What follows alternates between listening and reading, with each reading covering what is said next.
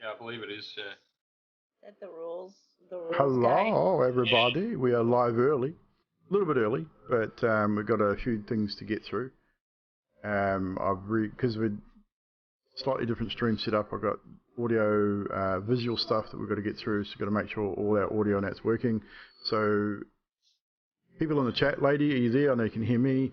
Can you just confirm that you can hear the players as we just go around and get them to say g'day or something? You're muted. You're an ass.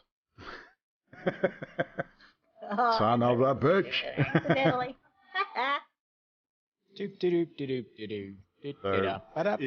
Even if I wasn't muted, you wouldn't hear me because I wasn't saying anything. You're still an ass, either way. Sadiq is going to die tonight. I think everyone's going to die tonight. It looks like it was all registering. Trash didn't say anything, but Alessandro doesn't matter. Did you want to say something? No. Oh, Help me, I'm dying is generally what's going to come from your gob at some point. Yeah, or I found a trap. Stick it. I rolled it that one. It's like, oh shit, I fell and have impaled myself on this spike trap again.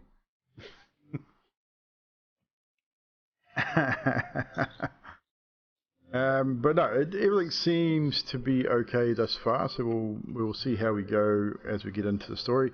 I'm going to be adjusting audios on the fly with things such as the game, like my actual sound effects audio. Hopefully we can get through that without too many hassles, because all of the audio's changed. What do you mean you can zoom weird stuff on stream? I can't see it. Stuff on stream. What do you mean weird stuff? You have words you can speak. Keeps pixelating. I think that's true. Looks fine in Skype and on stream on my end, so. Oh, mind you, that's everybody's. That's mine, yours. That's just on stream, though. On stream it looks fine to me. Boogity boogity, we have a subscriber. Orbasm with a resub. 12 months resub. Whoop, whoop. Hype. That audio's working. Let's get rid of that audio. Hype. I can see it, but it doesn't bother me. What, the pixelating?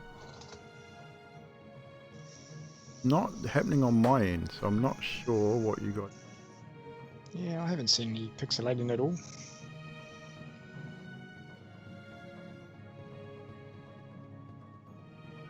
Interesting. Mm-hmm. Oh, Yantis is doing it a little bit on Skype. It could be Skype. let's blame the hot weather. I mean, And it the is what it wireless. is. I mean, there's not a whole lot we can do about it. Yeah, I mean, if it happens, I mean, we're not getting the colour anomalies we were getting before, so that's good. Happy belated birthday to Lady Litany too, guys, from a couple of days ago. Happy birthday. Oh yeah, happy Yes. birthday to you all. I got Sean, but I didn't get Annie, and apparently Lady Litany. There you go, so done. Right. All in a row days too, is it? All in a row days, yeah, 21, 21, 22, 22, 23. So yeah, so we're all a little bit older. Speak I for feel it yourself, today. I'm going backwards. Well, I'm Into on it. level.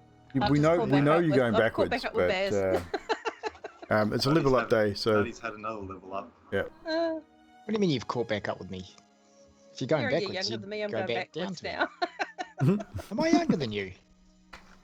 Well, there you go. well, Yeah, you're the what are you same. now, Nutty? Like 47, 48? Try again. Oh shit. 44. Fired.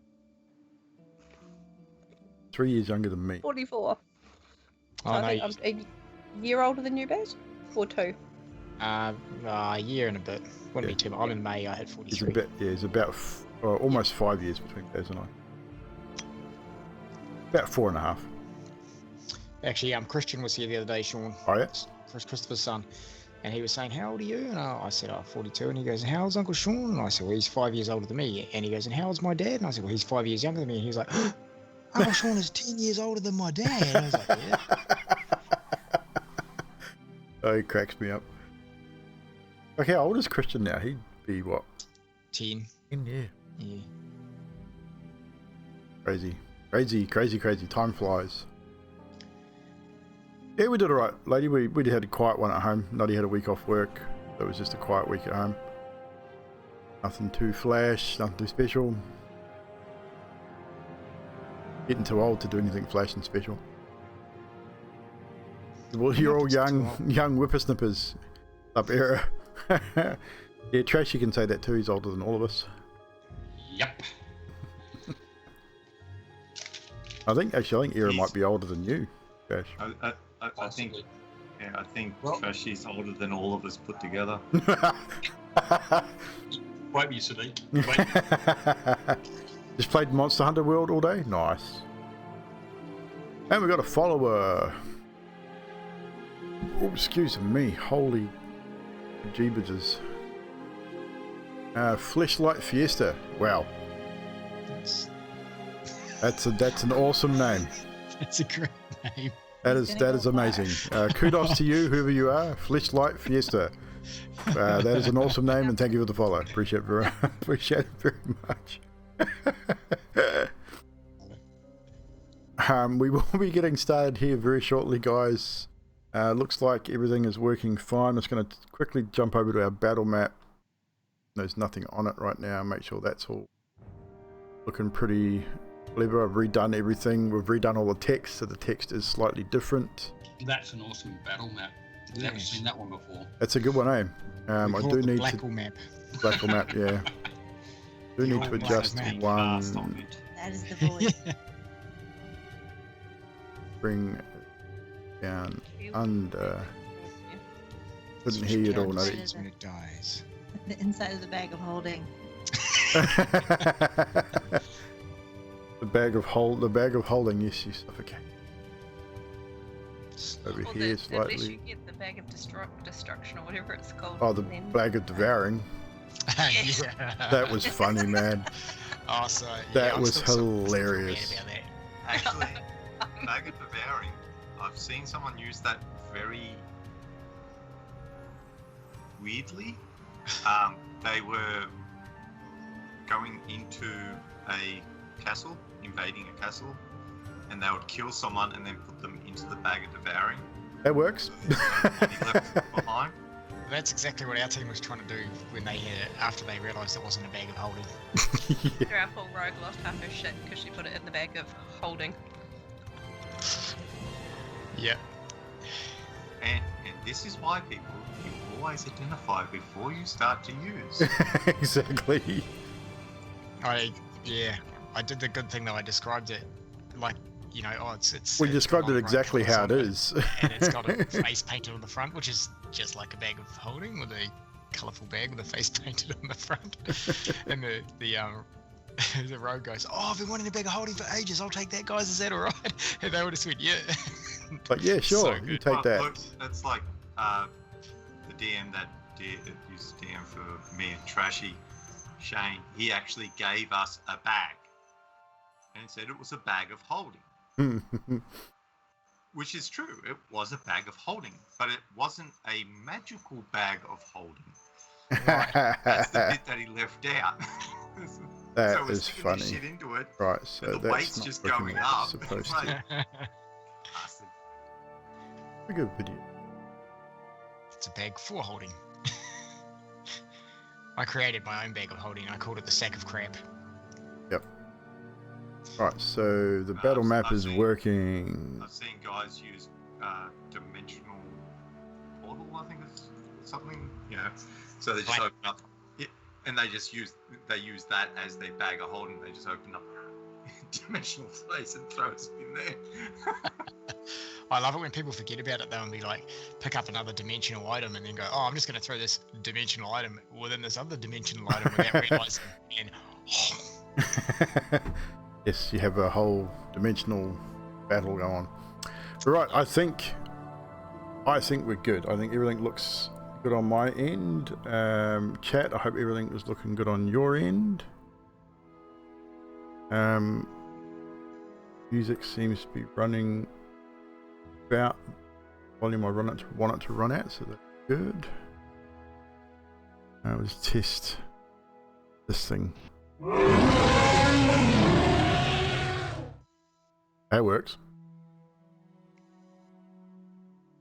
It was really loud, but it worked. Down it.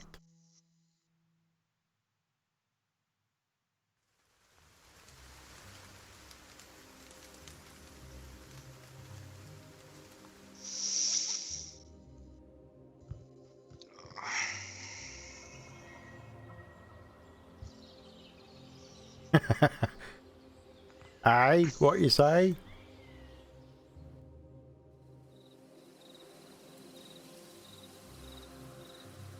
This is such a shame that the players can't hear some of this stuff.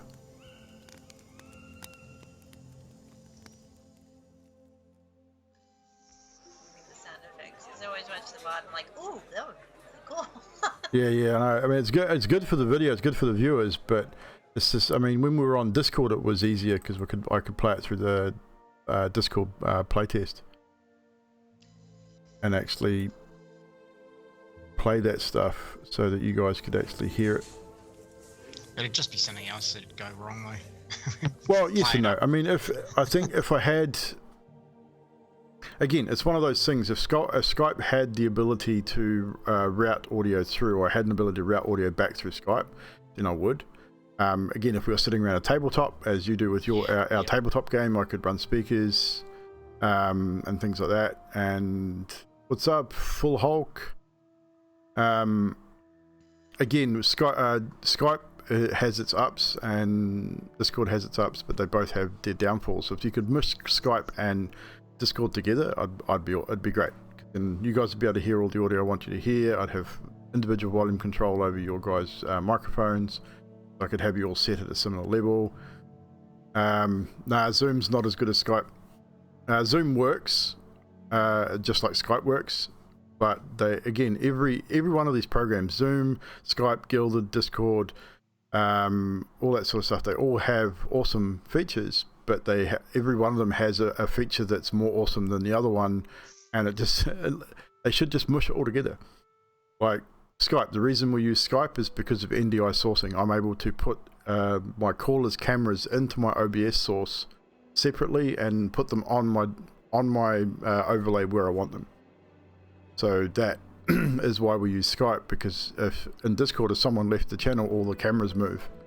So if Discord added NDI sourcing, it'd be amazing, absolutely amazing. And I'd go back to using Discord because I prefer it. I mean, I think Discord is more stable than Skype. It has a lot more features that I prefer, but it's just the NDI sourcing that they don't have, and that's the whole reason we switched. If it wasn't for that, we'd still be using Discord. Anywho, I think it's about time we got into the show when Sadiq returns. I didn't realise. I just looked up and he's missing from his camera. He said he'd be right back, but yeah, He's at the door, so. it's all good. We can wait. So, Full Hulk, welcome to the channel. Good to see you, my friend. There's a YouTube on how to use Zoom to do the same thing for NDI sourcing. Yeah, I've looked at. It's kind of a weird way of doing it, though. It's almost back end using virtual cams and stuff, which I think is more difficult than doing it with Skype. Skype Content Creator has the NDI sourcing built into it. Makes it a whole lot easier, which is cool. I mean, like I said, I like Skype. Skype does what we want it to do. Discord would be better. And eventually Zoom, like things like Zoom and Gilded might come up with these things on their own, and eventually they'll outdo and surpass these other programs. So you're a demon show playing the same thing. Yeah, it's essentially the whole thing is just that. It's finding the right program that suits what you're trying to do. When we get to the end, is the stream frozen, anyone, or is it just me? Okay, it's just me. Oh, it looks like alright, am I in? but my system might have froze. Fuck is Is all the rest of the stuff on your streaming PC? I mean, other one. It's... What the hell is going on? Oh, it's Chrome. Chrome has packed a fucking spaz. That. Been having issues with my gaming PC for some fucking reason. Been locking up. I don't know what's causing it. Is this since you started the extra PC? Yeah, but the thing is, I shouldn't be having any issues with it. Your PC's hating you right now because you're using it. Thanks, Trash. You're a great lot of help. I'll just restart it. What happens? I'm not sure what's causing it. It's being a pain in the butt. It's done it 3 times in the last 2 days. Bear with me, people.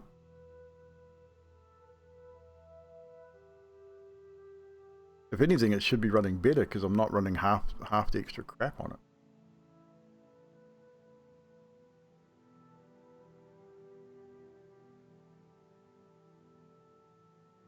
Probably need to load. Hey Mortem, what's up?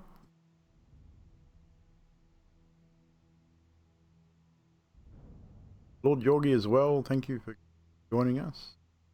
I can send you an FBH. What the hell is an FBH? Yeah, I'm wondering that too. That's a fucking big hammer. Ah, well done. And it is not even restarting. That is a bad sign. Do a hard reset. VH quite a lot on the electrical trade. Thanks, Era. I appreciate it. So do you have one of those toolboxes full of just different sized hammers that you work through? No. Any tool can be a hammer. And Nari's got a hammer I think you could borrow. She's not using it anymore. At the bottom of a ravine, I think. Yeah, I don't think I'm going to go down and pick that up anytime soon. Just give me a second, guys. I'm going to restart this PC. I mean, it restarts fine. I'm not sure what's causing the hang-ups.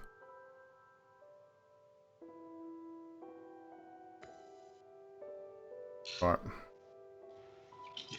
Yeah, Chris is trying to do, lady. So, let's... Where's the next one? Just beside Yanti. So what I'm going to do is I'm not going to run anything except for my text files on this thing at the moment and just see what There happens. it is. Right, guys. Daymortem, you a bit of short stick? Hey. What the fuck is a douche nozzle? That's a nozzle you find on the end of a douche. What I was thinking, like, it's pretty self-explanatory. Douche canoe, douche nozzle. Anywho, before we get any more carried away than we already have, Too late for that. last we left off, you had risen after a night's rest. Kalek was summoned and described what he saw at the rift site to the north of Bellond. Basically, he saw a dozen or so demons guarding a large fiery rift. And after some discussion, it was decided that a contingent of Dragon Scale militia was needed to aid you in your endeavour. The girls set out to secure this contingent, which turned out to be about 20 or so of the elite guard, who eventually were given a position to meet, and they headed out. Eventually, after ordering some bits and pieces from the Arcanus, you guys, by Ildry back, headed to the aforementioned rendezvous point. Once there, discussion was had between you and the militia about the best course of action, and it was decided that Het and one of the militia was to scout round the side or the flank of the rift and start the ritual in secret, off in the distance, to try and get this done as quickly as possible. After about 3 minutes or so of the ritual cast, one of the hellhounds seems to notice something And with the perceptive nature of Alessandros, who noticed his hound being a little twitchy, initiated combat to draw attention away from Het's position. Once engaged, you battle backwards and forwards, several smaller demons engulfing Sadiq and just ripping him to shreds, bringing him very, very close to death, but not quite, as he managed to eventually plow through them. Alessandros dealing the final blow to the larger of the demons in this initiative, bringing it to a close after a few of the rest were mopped up and dealt with. The ritual completed, the rift closed, and demons eventually disintegrated and turned back to ash. You now somewhat regroup and recover after your ordeal, and this is where we rejoin our heroes, the Lions of Valond, and the next episode of our story, as you guys are just basically just recovering from this battle. The ritual has completed. As you say the last words of this ritual cast, you open your eyes and look up as the rift dissipates. You watch as the bodies of the demons start to eventually dissipate themselves and return to the hells, and you regroup now with your friends, and the Dragon Scale Militia have scouted the area. They've sent out 2 or 3 different groups to split up to make sure there are no more demons left in the area before eventually rejoining you in this small clearing.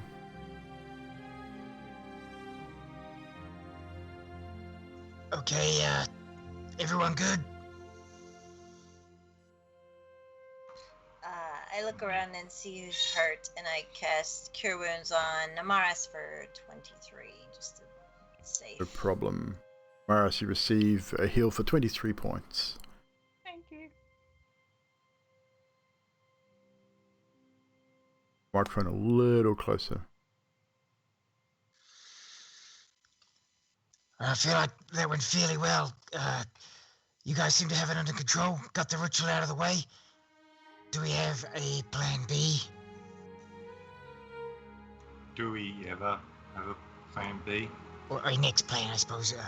No, did we? I can't remember. Go back to the full-on.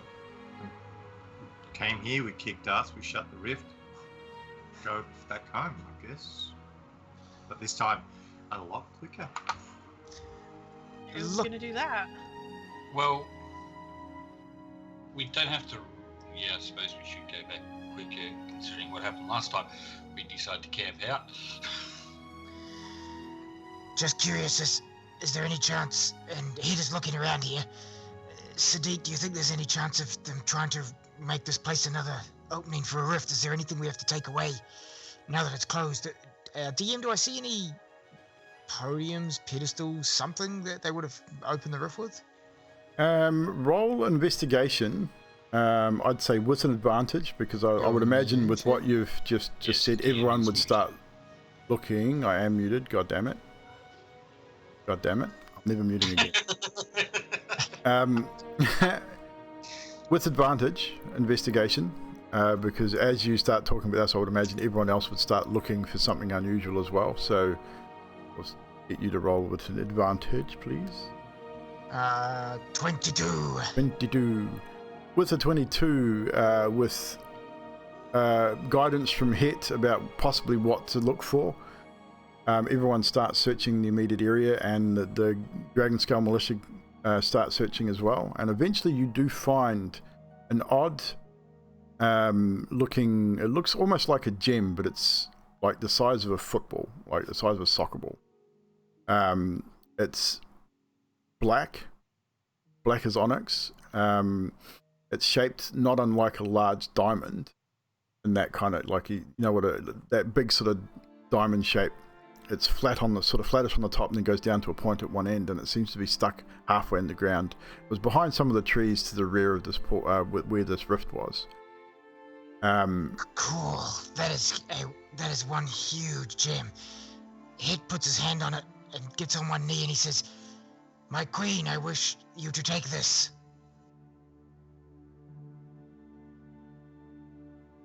Are you on one knee to me? Well, you're my queen, aren't you? Just clarifying. So, You are the lover of gems, the taker of shinies. yeah, Yildri's eyes get really, really big, and she's just like, thank you. Staring at it. It is half buried in the ground. We might need Sadiq and Namaris to pull it out. She's just grabbing the dirt. Thank you. I'll come over and give her a hand if you want. Yeah, no strength to it. We tried it. After a little bit of time, it doesn't take much to free it from you. Ildri, you would almost certainly know almost straight away that it's not a gem, even though it does have that shiny outside. Like it does look like a diamond. It's shaped like a diamond. It's been cut like a diamond, but it's definitely not a gemstone. It's not a precious stone. It is more likely onyx or obsidian or something like that. It could be worth something. Who knows? But you're not entirely sure what, if anything, has been used for. It could have been what caused them to be able to hold this rift open. Without the proper investigations, you wouldn't really know. I think we need to take this back to the Arcanist to see if we can get more information on it. And I'm also going to go to the Dragon Scale and particularly the person that helped Het keep him safe and thank them and send them back on their way. And they all, after searching around, they do line up in that very regimented form once again, and they all stand and salute, hand to chest, and start heading back towards the city of Alond. So you are now left in the wilderness on your own once again at this rift site, this large gem, and when you pick it up, Ildri, it has a fair heft to it. It probably weighs upwards around 15 or 16 kilos. It is very heavy, which again alluded you that it's probably not a gemstone. But it is very, very, very heavy indeed. But I mean, it's good size though. Does any one of us know any kind of identifying magic? Or I feel like with the onyx, I feel like I keep thinking it's scrying for some reason, but I'm not sure. Like a way to maybe keep the rift open somehow. Nobody knows identify or anything, so I guess we're gonna have to go to the Arcanist. Actually, I do believe in my time of, mucking around and realizing that we probably needed it, I do now have the ability to identify. Oh, look at you. It takes me a little while, like a minute, to muck around with my little ritual book here. And he pulls out his the gift you gave him, the scale book, and he goes through this. Yes, I wrote it here. And I take a minute and I cast Identify. And it's just a large stone of some sort. There is nothing magical about it. If there was, it is no longer active. It is inert. It says to Yildri, he puts his book down, he says, "Oh no, quickly pass it here." I do so. And because it's got like a pointed tip, and I know it's heavy, but he sort of points the tip up and points it at Yildri, and he says, "This has intense magical power. It always points to the most powerful, most beautiful, most majestic creature in space." And he's pointing it right at Yildri. "I can't, it's activated and I cannot stop it. Hang on." And he casts just thaumaturgy, prestidigitation to make it spark, and he goes, "I turned it off." And he lays it back out. "I turned it off," and he gives it back to her. Can I roll insight to see if the You dragon certainly would can. know that he's full of BS right now? Certainly can.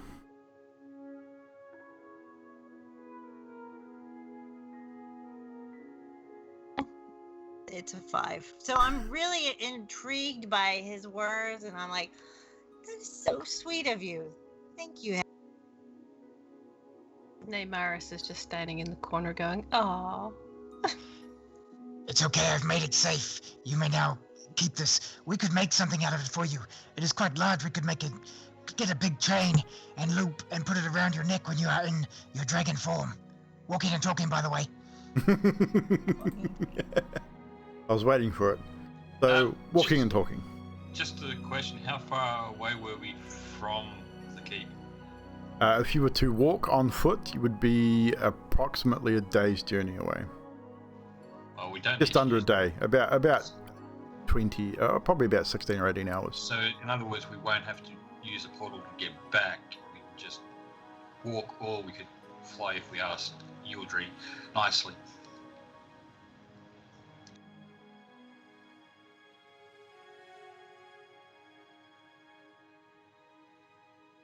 Sorry. Yeah, we can fly if you guys want to. I'm okay to fly whenever you're ready. I do believe that I picked up a scroll to teleport us back, right? Yes, you did. There you go. I think it would be best to save your energies and we utilize what we purchased. I have 3 charges on it. Everyone ready to go back to Valand? Yeah, especially since that's what we bought the bloody thing for. I would have thought would have used it for more distance, so we don't have to actually camp out. Do you have to order Collect to stop watching the rift, or is he fine now? Oh no, he's flying my money back and forth from the bank. Oh, that's right. All Yeah. right. Oh, that reminds me. Hey guys, and he gives Sadiq and Namaris some ritual things. He goes, okay, can you just lay those around in a circle there? I just quickly need to talk to Ali before we get out of this place. And he pulls Ali aside out of the earshot of everyone else and he goes, hey, so you're carrying the party funds, right? Yeah, yes. Yeah. So earlier on when I bought the scroll and the bits and pieces and yada yada, I'm gonna be like 1,000 gold short of what I need. Can I borrow that in advance from you? Is that cool? I'll repay it eventually. Sure. Have you got that, like, now? Now let me check. Notes.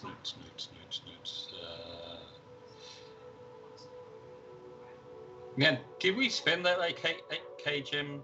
I believe we did, didn't we? Yeah, I think that was part of what we were using for the other stuff. Oh, it's still got 140 platinum. That'll be Okay. 100 platinum, 1,000 gold. That's cheeky. I'm actually asking for a bit over. Half of that will be fine. You really want me to do math? Jeez. I'll just take it.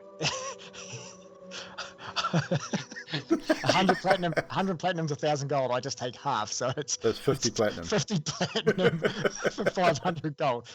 Okay, thank you.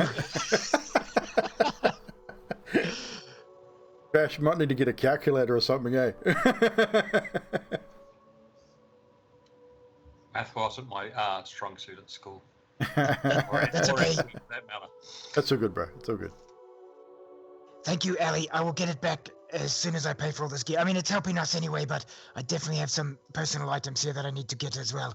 So thank you. And then Hick goes back over to Namaris and Sadiq, assuming they probably weren't even putting his stuff out. Sadiq, Probably were you not. doing that? Nah, because I'm sitting there looking at this shit going, where the fuck do I put it? Yeah, I'm looking at Oh. it going, you have any idea, man? I Because start what- stacking all the different ritual things on top of each other, trying to find the way that it Should we try balances them properly. putting them in a heart shape or square? Does that work? Triangle? A Hick comes over. diamond? Hick comes over and goes, "Oh, I'm so sorry. Here, I'll show you." And he sits it out in a circle, gets out the scroll, and goes, "Actually, I didn't need much of that set out at all. I was just making you work while I was talking." And he cast the ritual to get us back to Valon. And I just give them the as look. as Hit casts his goes through the emotions of casting the teleportation from the scroll, eventually the small portal opens. You all take 6 seconds to step through, as it only lasts for 6 seconds, and whoosh, you're all sucked through the ether back to the front of the Arcanum. This time it does not take you back to the teleportation circle, usually within the Arcanum itself. You are now standing in front, on the front steps of the Arcanus, in the middle of the city. It is a busy day in the city today. The people are still preparing. You can still see there are new structures going up around the walls. There's more ballista on the walls now than there was previously. With the previous attack, obviously they have deemed that the ballista defense needed to be increased, so there's definitely more ballista activity, a lot more guard roaming the city, and they've even hired, by the looks of it, probably townsfolk to act as a bit of a militia as well. So you see other people that are not generally city guard that are in some form of uniform, that are roaming around just helping people and checking on. The city repairs are almost complete from that previous attack, and that is yours now, back in your home city. It is only, you now know you only have 5 or so weeks before this blood moon event is supposed to occur, and the final attack upon the city is supposed to happen. I believe there's 2 other portals, is there not? There were several across the realm. We're told of 3 or 4 in the Howling Mountains region. You were sent to 1. You would have got the impression that Corum was sending other people to other rifts and alerting other cities to send out do the same. Their success you're not sure of. You'd have to speak to Corum and ask him about that if you wished. But generally got the impression that multiple groups were sent out across the realm to try and close off some of these portals, stop any more minions from coming through. I suppose we could see if they need assistance or anything like that. Yeah, we're bored, got nothing better to do, let's go. Although, can we get a good night's rest, because that last fight fucked me up, and yeah. Yeah, we can do that, but yeah. Yep, me too. I think a bath and a rest would not go down badly right now. But can I just ask a silly question, guys? Why do you think we ended up on... Before. I nudge him in the ribs. Why do you think we've landed outside rather than in the teleportation room? Safety. Although I was actually surprised that we got into the city in the first place. I would have thought that it would have stopped outside the city. But yeah, I've got the feeling they're trying to protect the place from being teleported into. I would think, as the local caster of most of the spells here, no offense, Yildri, you would probably know this as well. I would think it's for safety, yes, but also so we don't have to go trudging our muddy feet through their building every time. Yeah, that too. And also, this way, we could have brought a wagon or something back with us. Oh yeah, Yes. wagon. I wonder where we'd find one of them. Where did we leave the last one? Yeah, what happened No to that idea. battle wagon we had? Yeah, but You employed someone to bring it back to the city of Valond, if I recall. Oh, did So we not it ever will go pick more it than up? likely be sitting at either the barracks or at the Dragon Scale stables. Oops. Probably at the stables, which means all the different. I think I had like wolf pelts hanging off it as well. Yeah, that'd be pretty crusty by now, man. That's not very nice. That was some time ago. We're talking months ago in game. That'd be perfectly cured by now. yeah, better to leave them outside hanging. That's even if they still are on the wagon. Jerky for head, I guess. Did you just call me a jerk? That is not nice. No, jerky as in dried meat. Oh, right. You call dried meat jerky. That's a strange name. Why don't just call it dried meat? It's still 2 syllables. I don't know. I didn't make it up. Okay, I was just asking. I thought it might have been an orc thing. I was kind of expecting like a big backstory on what you call dried meat jerky. Sorry. I'm guessing it's because the guy who started making it was called Jerk or Key, and you know, he tried it and said, "Here, have some of my key." I don't know. Monkey. And then Monkey he said you have cookie? to jerk it off with your teeth. That gives a whole new meaning to painful to myself, but nonetheless, I'll go with Sadiq's idea. Yes, a guy called like Jerry Key or something. That makes heaps more sense. Except, no, I'm not gonna leave it. I'm gonna leave it. So what time of the day is it, DM? Sorry. By now, it would be mid-afternoon. You headed out. You got there. Oh no, it'd be probably heading in towards dusk. Oh, So cool. that it would be starting to get dark. Hit goes. I'm going to go and catch up with Keelik and pay for all the stuff that I said I was going to pay for before I sleep, because obviously I want to sleep at night. I also need a We rest. paid for all the stuff that we got, like. Yeah. Oh no, we Not all paid of it. for. We got the gems and stuff that Ali had, but I had some things I had Keelik going and getting all my cash for. Oh yeah. Yeah, so I will go and sort that if that's all right with everybody.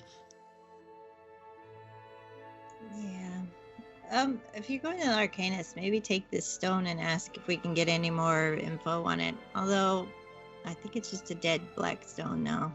Yeah, it's awesomely huge. If it was a bit smaller, I could carve it and put Scully inside it for like a Scully house.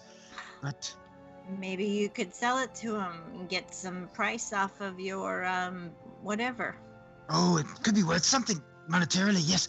Well, if I did that, I would put money back in the coffers that I have borrowed. Actually, it would be party you- funds. That wouldn't work. Technically, if you've borrowed from the party funds, you've earned a portion of that anyway, so it's kind of there to be used. I see your That's why it's point. called party funds. Yes, I kind of have raped it fairly dry, I think. Yeah, use it or lose Well, it. that's just wrong. It's wrong. You really shouldn't be doing that kind of stuff with your money. It's just not good. I mean, well, it's all for the greater good, I think. But I say I will repay whatever I use. Okay, I will take this large, heavy gem with me. Hey. And Hit starts heading off. So heads towards the Arcanist. Where is everyone else going? I'm gonna go maintain my equipment and then get some sleep. Okay. So back to the guild house. There's I'm back bathing to the facilities at the guild house. I'm going back to the guild house. I don't know if it's going to be clear night, do I? Not. It looks fairly clear so far, but you won't know until the moon comes up. But at this point, it looks fairly clear. Ildri, what is Ildri doing? Gonna have some nice food and some drinks at the guild house. So you guys are heading back to the guild house. Is there anything you wish to discuss on your travels to the guild house or at the guild house before Head returns? Or we switch over to Head. Ali, have you ever gotten head back for all the pranks he's done to you? I believe not. Oh. You should get on that. I'll get there one day.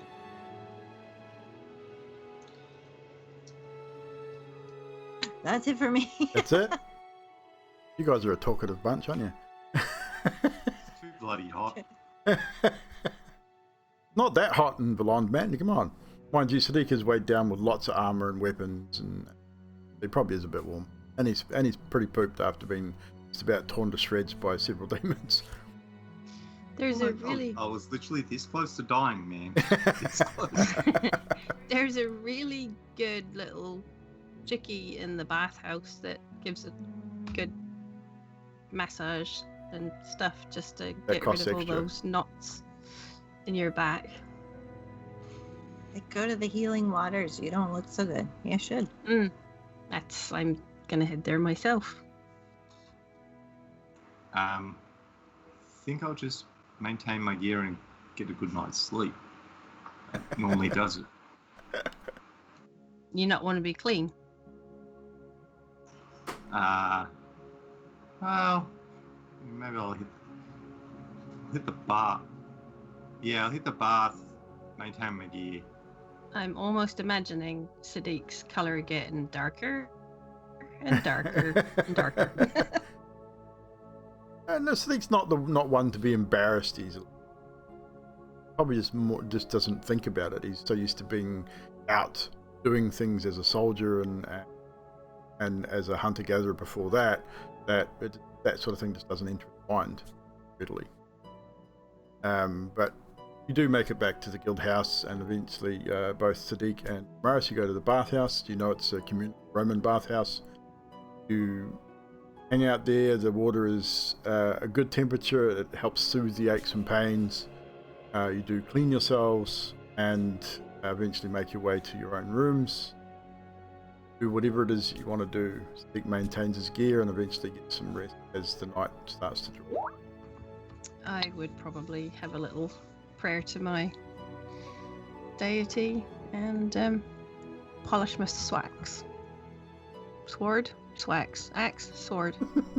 Fucking swags. Freaking make your mind up, woman. Sword. It's a sword. I would have gone with Swax, but anyway.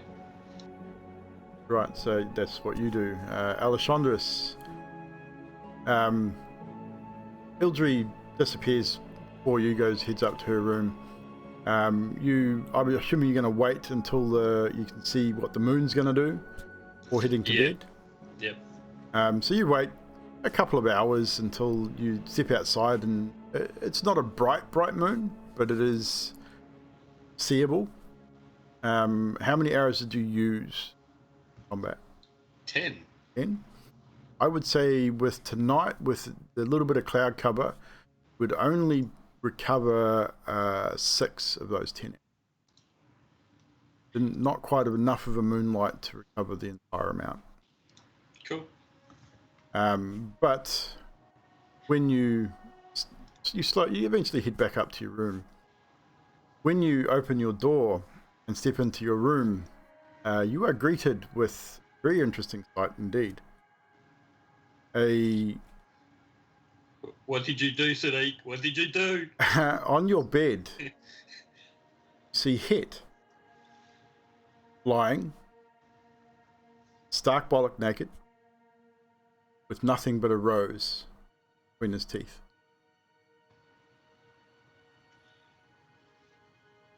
Oh, sorry. Wrong room. And he picks up the rose and walks to Eldry's room. What the fuck just happened?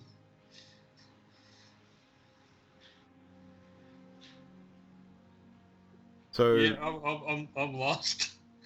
Speechless. Alessandra stands there like a stunned mullet, just eyes wide, mouth open, agape, thinking, wait, what? And you probably stand there for, I would imagine, maybe 10 or 15 minutes, looking at the door, looking at the bed, scratching your head, looking back at the door. You probably go to the door and look out the hallway as Het wanders down the hallway. You can see his naked butt as he heads down towards Ildry's room. And disappears into Ildry's room, closes the door.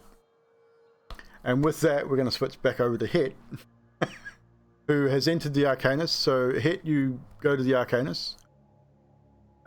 Jim, this large stone in hand, and the steward that you're used to dealing with is there as usual. He's sort of milling around. He's got a couple of books in hand. He looks up and says, Master Het, you have returned. I hope your endeavor was successful. Yes, and Kellic said he's been dropping the coins to you bit by bit by bit by bit. Yes, we have maybe one more journey, I would expect, and we will have full payment. Okay, and here's the rest. So 7,000 it was for what I had, and you've got most of it there, and here's the extra 500, 400 that you need. But thank you. He says, didn't wave a hand, and one of the other acolytes comes over, takes the gold, and takes off. And he says, now, it will take a little time, as we did discuss. Progress is moving along, so we might be able to finish it a little sooner, but we will send you a message. We'll get someone to deliver to you at the guild house when it... Yeah, that is good. I think we have a little bit of time before I will have to... I feel like I need to use it. So that is good. It really is like a, emergencies only sort of scenario. Like how would one say, an oh shit button. Yes, that's exactly it. Basically, Scully would be my oh shit button. When something goes wrong, Scully will fire the disintegrate, and it will be epic, and hope I don't hit the wrong person. This would definitely not be a good thing to hit the wrong person, of course. But rest assured that it will be ready within 7 to 10. Actually, I'm also here on a bit of a secret mission. Yes, what else can we help you with? I'm pretty sure you don't do this here, but I want you to point me in the right direction. And I probably should know this anyway, but if I wanted a crossbow made, but something that could strap to a person's wrist, small, not to do a hell of a lot of damage, just like a little annoyance, who would make that around here? Well, you'd probably go to Iraf's Armaments. He's probably the best skilled blacksmith in all of Verlond and all of Paradigm, I believe. Excellent. That's where I shall head then. So, you're happy? Here's all the cash. You want to count it? No. We can. We'll make sure that it's all there, but we trust you, of course. You are more than just adventurers to the city of Paradigm or city of Verlond and Paradigm. You are heroes of this realm. I believe without you, we would have fallen long before now. That is nice to hear. I appreciate all the work you're doing, and Scully also appreciates all the work you're doing. And I hold Scully up and I'm like... He gives you a bit of a quizzical look. You can see he's got a sense of humour, but he tries to maintain an air of sort of authority around the other acolytes in Mage's Tower. You hear a few sniggers from behind him, however, the younger apprentices that are supposed to be studying the turns and give them a turn look. They sort of get back to whatever they were supposed to be doing. Heads out to see that person whose name I've already forgotten. Iraf. You've dealt with him before? He's a dwarf? I have. And I roll onto Iraf, I'm like, yo, Iraf. When you get there, it is right on dark. So he's as you approach Iraf's Armaments, you can see that the forge is still going. You can hear the hammering of metal. The hammering stops as you approach, and you as you walk into the establishment, looks like he's about ready to finish up. He's taking his apron off and sort of... Okay, and he says, oh, hey, just a quick word, Iraf. Oh, hello. It's a bit late. I'm about to go home, but what can I do you for? It's okay. I don't want anything right away. I just want to know, A, cost, and B, how long it will take. I want to make a little crossbow that will strap on the underside of my wrist, but I wanted to fire these. And he holds up the, I believe it's the roundest coin is the copper coin or the silver coin. I can't remember which. Probably copper. Copper. I wanted to fire copper coins. I want to, when I go to the bar, I want to be able to pay in a fancy style. And I was thinking this little undermounted wrist crossbow would be awesome. What do you think it would cost to make something like that?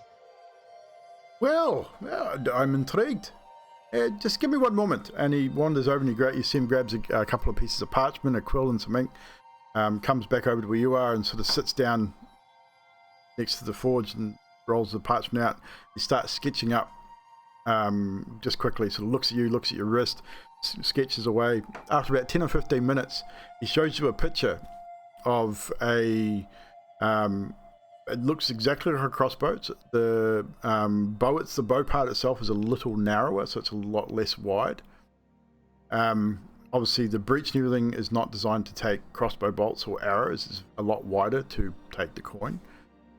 And he goes, I think I can make this for you. You give me a few days and come back and see us. I might have to get some measurements off you. Okay. But you just wanting it to fire the copper coins, or you're looking at something a little larger?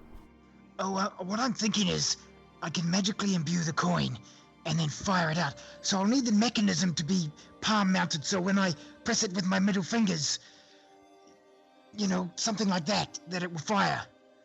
I'm sure I can accommodate.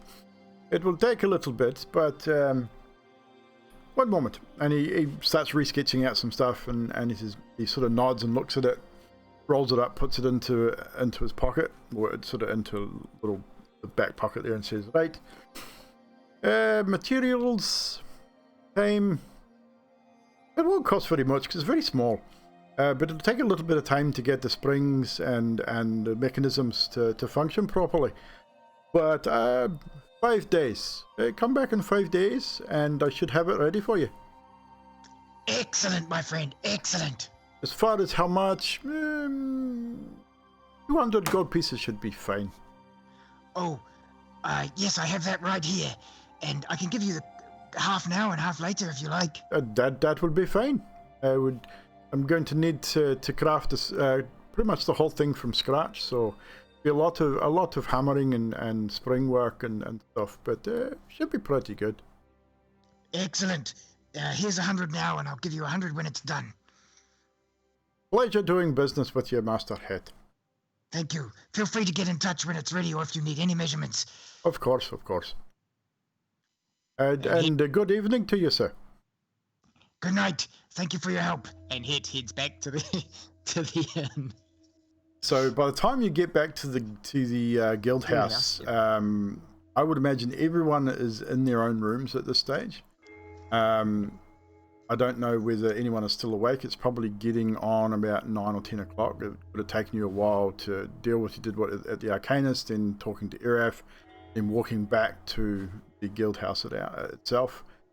So it's relatively late when you get back. There's no one in the guild hall itself. Lionel's office door is closed.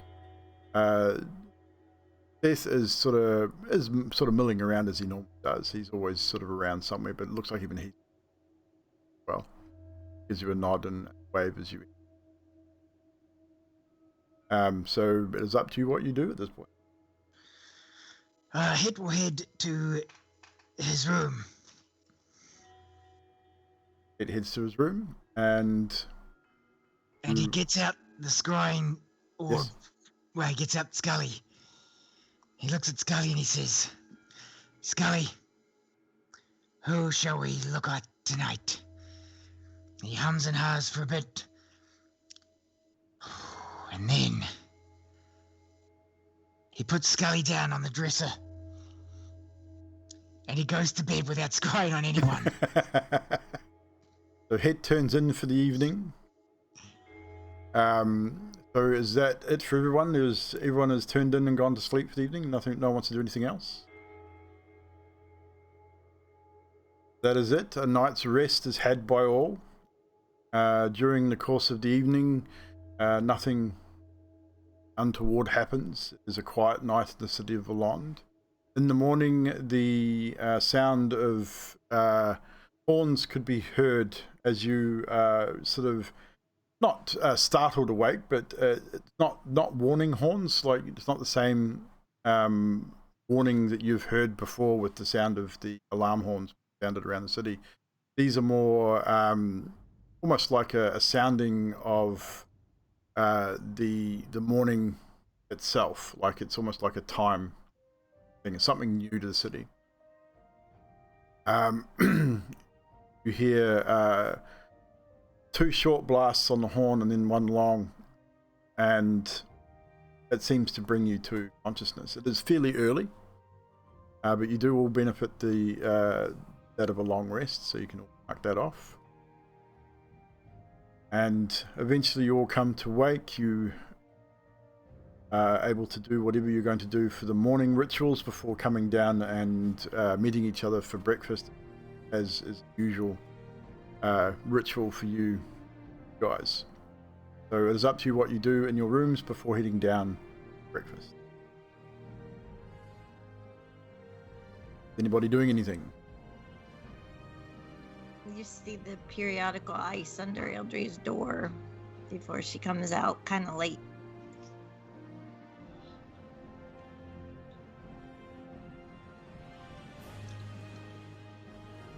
So I'm going downstairs. Who's down there right now? Anybody?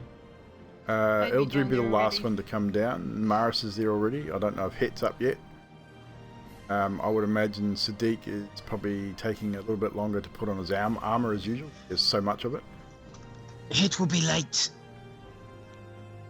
But at the moment, it's just Namaris and Alessandros at the guild table. Want a coffee? That'd be a wonderful thing, thank you. I go and grab a couple of coffees from the kitchen. How was your sleep? Oh, sleep was great. It was just... I had an unexpected visit in my room. Okay. Het was in there. What? Het was in there. Het was in your room? Naked. With a rose. Oh. Was it covering... What does a dragonborn look like naked? I kind of forgot because I was just in a state of shock. It's like, okay, what's going on here? I Maybe thought got thought himself lost? he said it was the wrong room, possibly. I don't know. Should I ask him? I reckon. Okay. And if he doesn't come out with anything, I'll beat him up for you. Awesome. And about that time, Sadiq would be the next to come down, as Eldrie and both Het have said they're going to be sleeping in a little bit. So Sadiq, you'd be the third to join Maris and Alessandros at the breakfast table. After taking a bit of time to put your armor and stuff, takes you a little bit. Everybody else? And I'll walk down and I go, what's the go with these fucking horns? Horns, What? what? Horns? Oh, this morning. That's just Yeah, a it's- normal it's city not- guard thing, I think. Oh, it's not. No, I just said it's- that. I said it was Oh, new. it's not Oh, okay. because normally we get to sleep as long as we like, but the bloody horns went off and woke up straight away and then broken sleep from then onwards. But oh, Well, I hope that doesn't mean there's anything attacking the city. no, they kind of. I wonder if it's like a changing of the guard type thing. Maybe we should DM ask about question. that. Would they have done anything like that when it was very military? Okay. I know. The changing of the guard was just always a thing that they did at Dawn Dusk. It was very regimented. And that would let I know that it's happening. Not a very military thing to do. It's odd. You've never heard it before, but it's something new. The only time that you've heard horns, and normally the alert horn or the sounding of the alarm is 3 long blasts on a horn, and then mimicked by other guard as they hear it. Then this was two shorts and 1 long. So it's definitely something different. What it was, but enough to wake you up. Looks like we'll have to go find out when the others get down, or we could go now and let the others do whatever the hell it is they wanted to, because, yeah, that's confusing. What's Well, we confusing? could go. I would We're say by this awake. time, Het, you would be awake, getting ready to come down. Eldrie would be fast.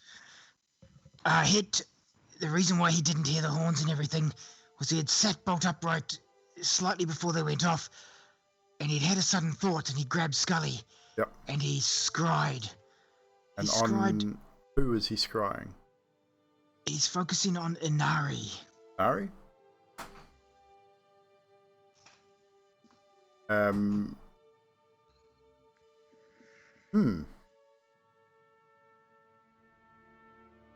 I don't know if it works on a dead body, does it?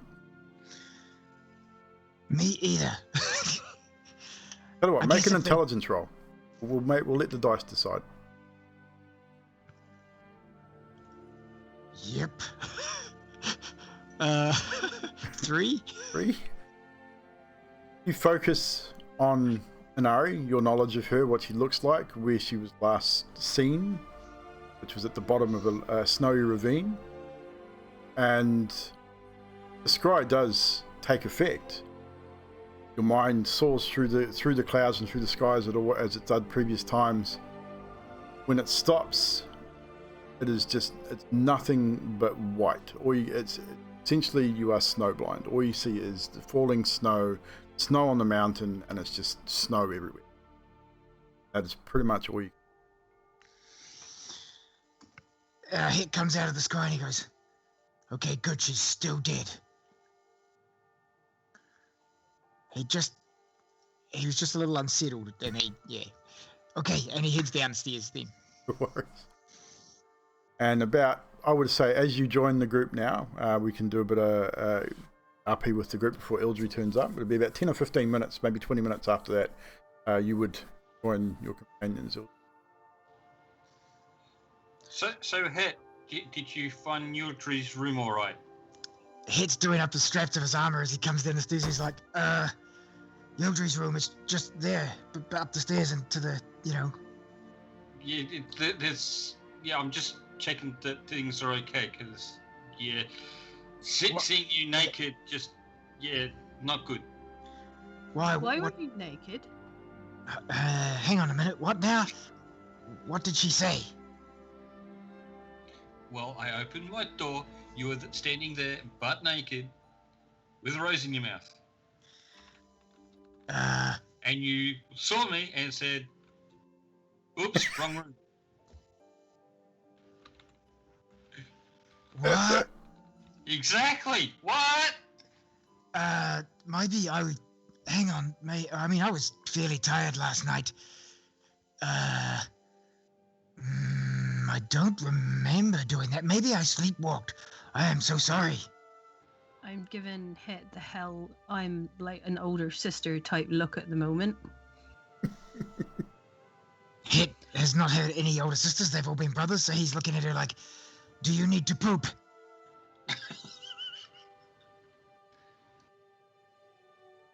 Do I need... Actually, no. Sometimes, if you've had bad mushrooms, it can do that, I've heard. I'm just gonna give him a friendly twack on the arm. Ow. When I get my crossbow, you are so gonna get that. You're gonna shoot me with your crossbow? That's a little bit extreme, Het. Yeah, I've got this great idea for a wrist-mounted crossbow. I'm getting Iref to look at it. It's gonna be like, you'll see when it happens. It's the coolest thing ever. Okay. Yeah. Anyway, sorry, Alessandros. I apologize for any nudity. Rose, were you a little bit turned on? No, just more shock than anything else. Just confusing. Yeah, I must have. Maybe I needed to pee and went to the. Why would I have a rose in my mouth? Where would I get a rose around here? Well, okay, so. Oh, kids, that's right. After you said, "Oops, wrong room," you went to Ildry's room. So, I don't know. Hold on, so you saw me go to Ildry's room? Yes. Well, I woke up in my room. Oh, and I had a dream that Inari was still alive. I'm pretty sure she's dead. Yeah, me too now. I scryed on her. You can actually do that? Well, I didn't know, so I thought, well, if she's alive, the sky would show me. In the sky, all I could see was what I think was just coverings of snow. So I think she's still dead. Thankfully.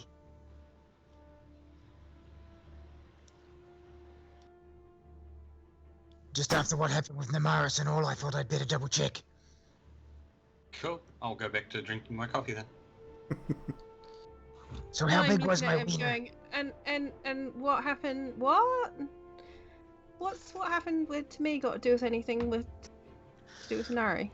Well, I had that sudden thought, because she was meant to be working against us. I had that sudden thought that someone, big dark evil dragon guy, might have brought her back from the dead Ah, and been using her. fair enough. And you're sure she was dead? Well, I'm pretty sure, yeah. Either that or she is alive and under a lot of snow. No, she'd be dead. I just had to be sure. I just had one of those sudden worries, if you know what I mean. And should we be worried about you if you're walking in your sleep?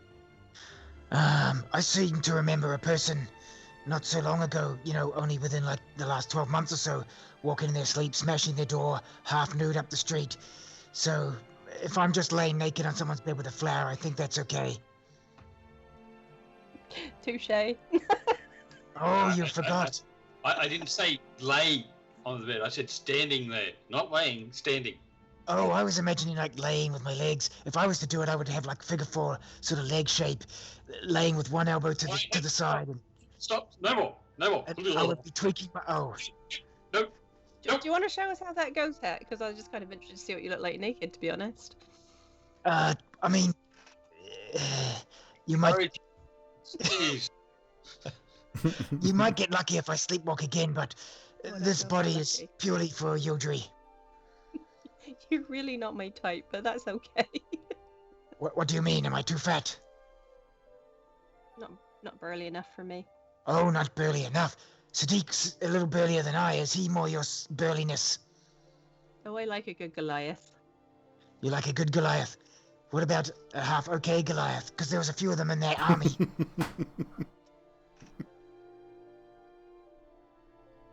Mr. Date's kind of cute, I suppose. He's Yeah, right no. here. You can just tell him. You're kind of cute, I suppose. Thanks. But you know if he likes you because in his race, according to what he told Yudri, he would strangle you and hold you on the ground. I heard. Yudri's coming down and just like eating toast and sitting there when I get there. Good morning. Morning. What a miss. So, Yultri, how's your night last night? You and Het get comfy? I suppose. Were you comfy? A little bit shocked to see Het naked in my room, but yeah. He shouldn't be doing that. Maybe that's like a payback for some reason. Yeah. It's funny, Yudri, I don't remember doing it. I must have sleepwalked. Do I normally sleepwalk when I'm sleeping in your room? You do a lot of things in your sleep, Het, but I just, like talking and stuff. Yeah. Is this... I mean, did I do anything to try and hurt you, or was it all sexual, Ellie? Just standing there naked with Rose, it just freaked me out, that's all. Oh, like a kiss from a rose. Yeah, okay. Okay, if I do it again next time, can you try and wake me up, please? You seemed quite awake when I saw you. Not that I want to do that again. Oh, was I that awake? Was I, ready to hang washing? Possibly. Did he have his basket and clothes pegs with him, Ellie? Again, butt naked, rose in mouth. Nothing else. Ellie, So obviously not ready to hang washing. Maybe you're like all pent up and you're having dreams. Like maybe it was a dream and you really need to, just go to the bathhouse and... Oh, Ellie, do me a quick favor. Turn yourself into me, naked. Do it. Do I have to? Yes, I have an idea. I mean, we need to see what you saw, I guess, if it's accurate. Okay, so you want to see what I saw? Yes. Upon this happening, I'm going to turn around and leave.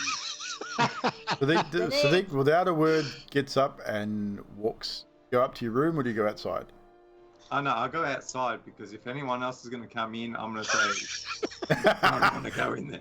So Sadiq, without a word, stands up and walks towards the front door and exits the guild house out onto the street. So with that, I cast Minor Illusion and show everybody exactly what I saw.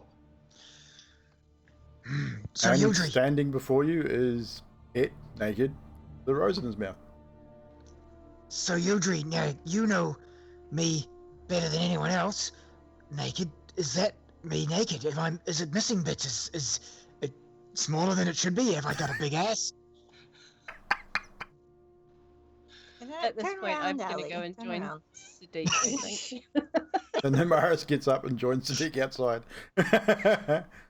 So I just look at Sadiq and I'm like,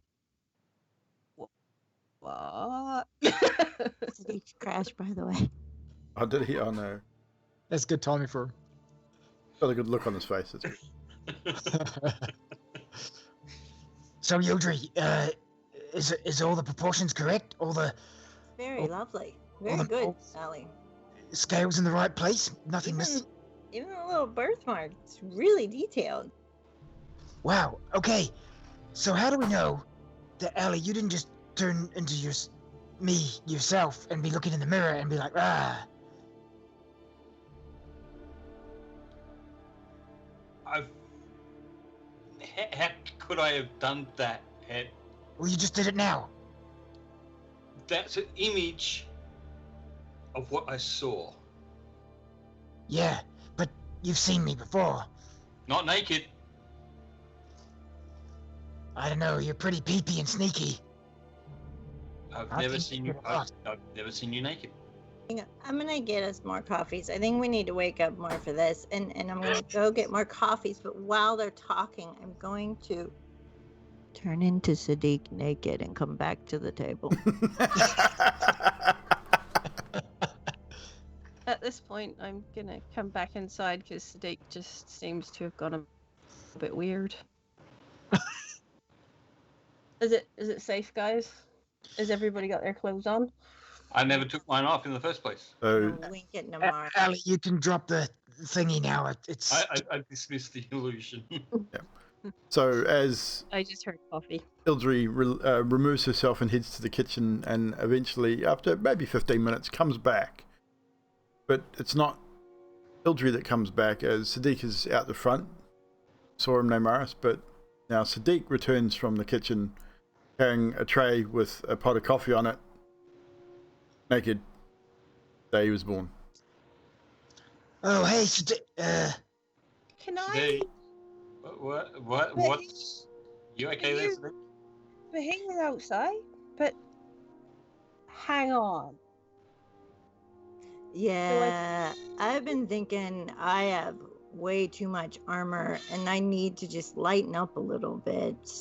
So, does anyone take cream or sugar, or I don't remember. Sadiq, I'm with you. And he starts taking his armor off.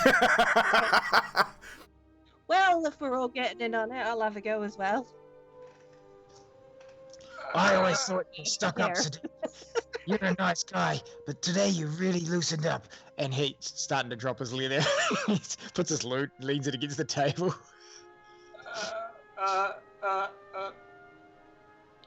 just gonna drink my coffee now. Oh, come on, Allie. Get butt Starkers with us. Yildri, we're all getting Starkers. I think she went up to her room. I don't know. I don't care. I'm looking at this Sadiq. At this point, Seth walks into the room, looks around at this, everyone in a Amaris in a semi-form of undress, Het pretty much getting there, Sadiq standing there naked, looks around the room, just blinks his eyes a couple times, then turns around and leaves. Doesn't say a word, just turns around and heads back to wherever he came from. Come on, Lionel. It's come to work naked day. That was Seth, not. Oh, Seth. Sorry, Seth. Oh, he's gone. He didn't even stop. He just turned around and kept on walking. Once he gets to his just the loincloth type scenario, he sits in the seat and carries on eating his breakfast and goes, Ah, this is so much freer than wearing clothing all the time. This is not much different to what I wear every day. Yeah, Yeah. Damaris didn't take much to get naked because he doesn't wear a whole lot in the first place. So So while we're sitting here half butt starkers, waiting on Yildri, let's make a plan. What are we doing today? Alessandros, what are you doing? I'm there going, nope, they aren't here. Nope, they aren't here. So Sadiq, what are you thinking? I don't know if it's worth going to another vortex portal. If they've got him under control, maybe we need to look for the next plan of attack. Yeah, we could probably do that. Should we send Kalik as a scout? Once we figure we know where to go, that would be a good idea. But he might be tired after running and getting coin yesterday back and forth. Poor Yildri, she doesn't know that I took a little extra than what I was going to. I do. What? I mean, I will. Okay. I will pay it back, of course, like I said to you guys yesterday. But I mean, for my little.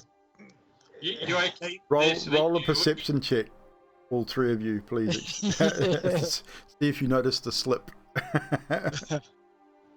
I'm gonna notice the slip. 21. I rolled a 15. 24. Come on, get higher than that. Come on. Sadiq is still outside, so what did we have there? I got a 24. 24, 15, And I got 15. 21. 21. Even Namaris would have noticed that. 15 was the DC I set. So you all hear the break in Sadiq's voice as the mention of the coin. You okay there, Sadiq? I need to go get my armor on. It's getting a little chilly. And I go up, but I'm so upset that I go accidentally into Ildri's room and I shut the door. Well, they can't see you go. I mean, it's all up in a hallway above, so they wouldn't be able to see you anyway. But Close back on. eventually, Sadiq gets up and walks up the stairs and disappears. So it's just the three of you in the room at Well, this point. that was weird. Yeah. Head starts putting his gear back on after he finishes his breakfast. He goes, yeah, that was weird. Sadiq doesn't normally care about money, and it isn't often he would get naked and sit with us naked. I actually thought he was loosening up a bit. That's... Don't think I've ever seen him naked, to be honest. Well, Oh, at Would have. You At would the have seen the bathhouse. night At the before. You would have bathhouse. seen the night before naked in the bathhouse. well, other than that, the bathhouse. Well, probably in a loincloth, not completely naked. I don't think he gets completely. No.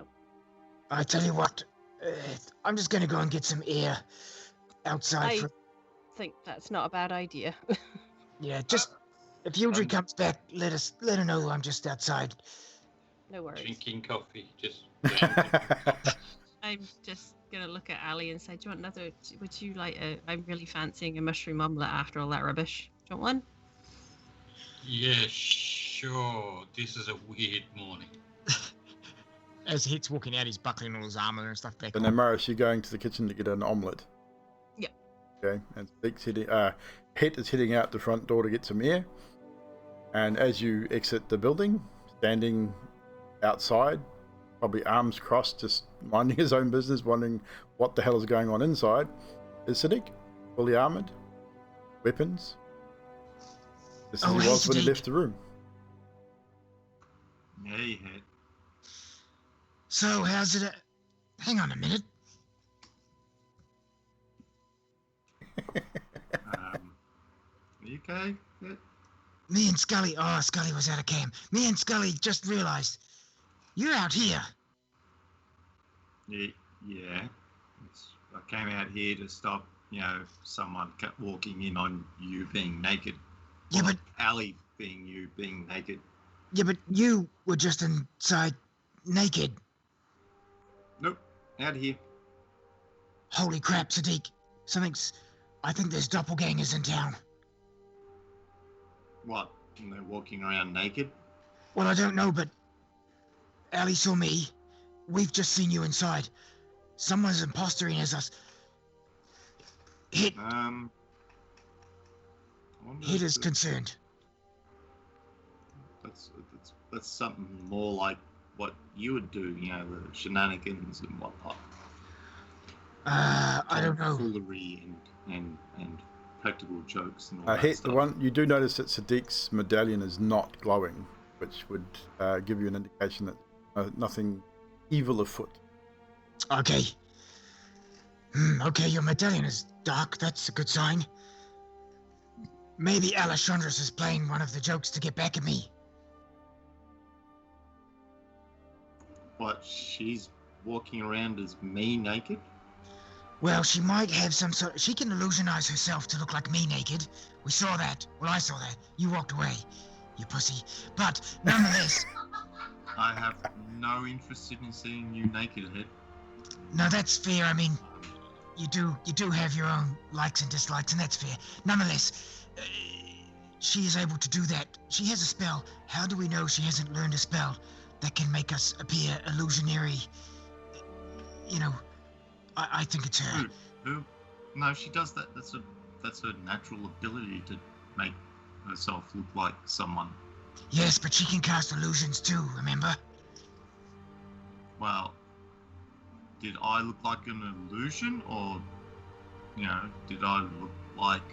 Well, it kind of looked like naked you, as much as, bathhouse naked. Okay. Was Allie in the room? Yes, Allie was in the room.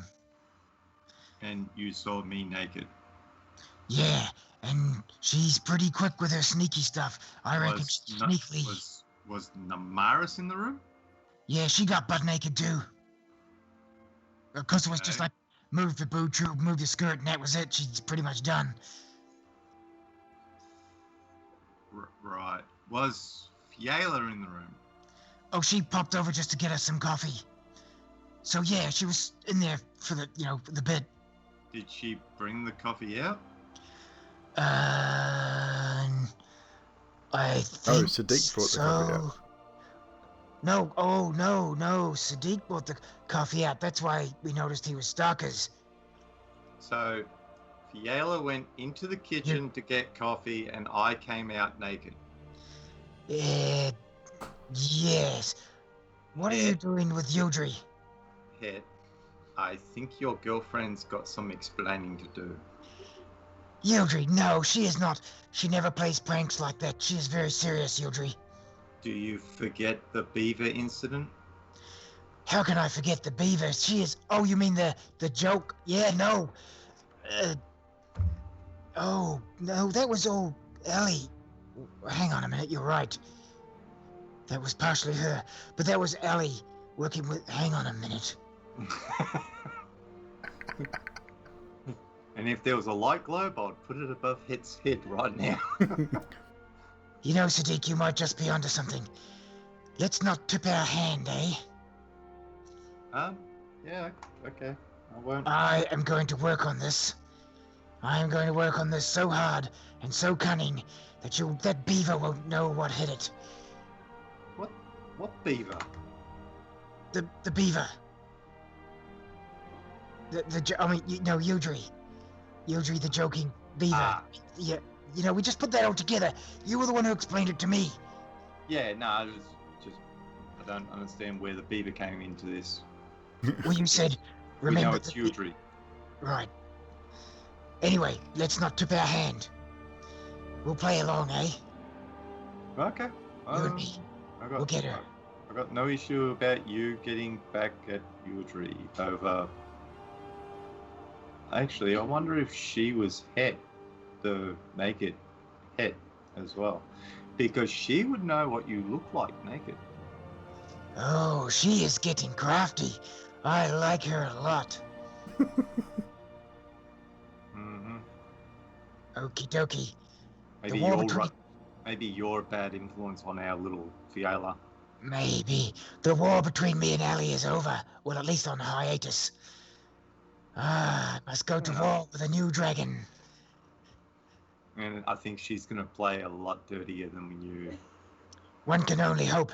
When it comes to play, I like it dirty. Oh, you mean she's going to be meaner? Oh, right, yes. Okay, Het. Yeah, I'm going inside now. I too am going to go inside. Don't take your clothes off no matter what they say. It's a trick. Okay, Het. Hey, Sadiq. Good talk. Yes, Good talk. always. That's why- interesting That's why you're the conversations. leader. You figured that shit out real fast. Yeah. So when we go in, we were trying to actually decide what we're doing next. You know, whether we look at portals or maybe talk to Corum about the next big thing. Yeah, that sounds like a plan. I guess. Plan's good. Okie dokie. And Het follows him in when he goes inside. Guys return. Alessandros is still sitting at the table. Namaris, you would have by this stage would have returned with your mushroom omelette. One for you and one for Alessandros. You've gotten pretty good at cooking these by now. The first few attempts were pretty terrible, but over the course of the months, gotten pretty good at it. So they're pretty serviceable. Ildry is nowhere to be seen, as Sadiq and Het return to the guild house.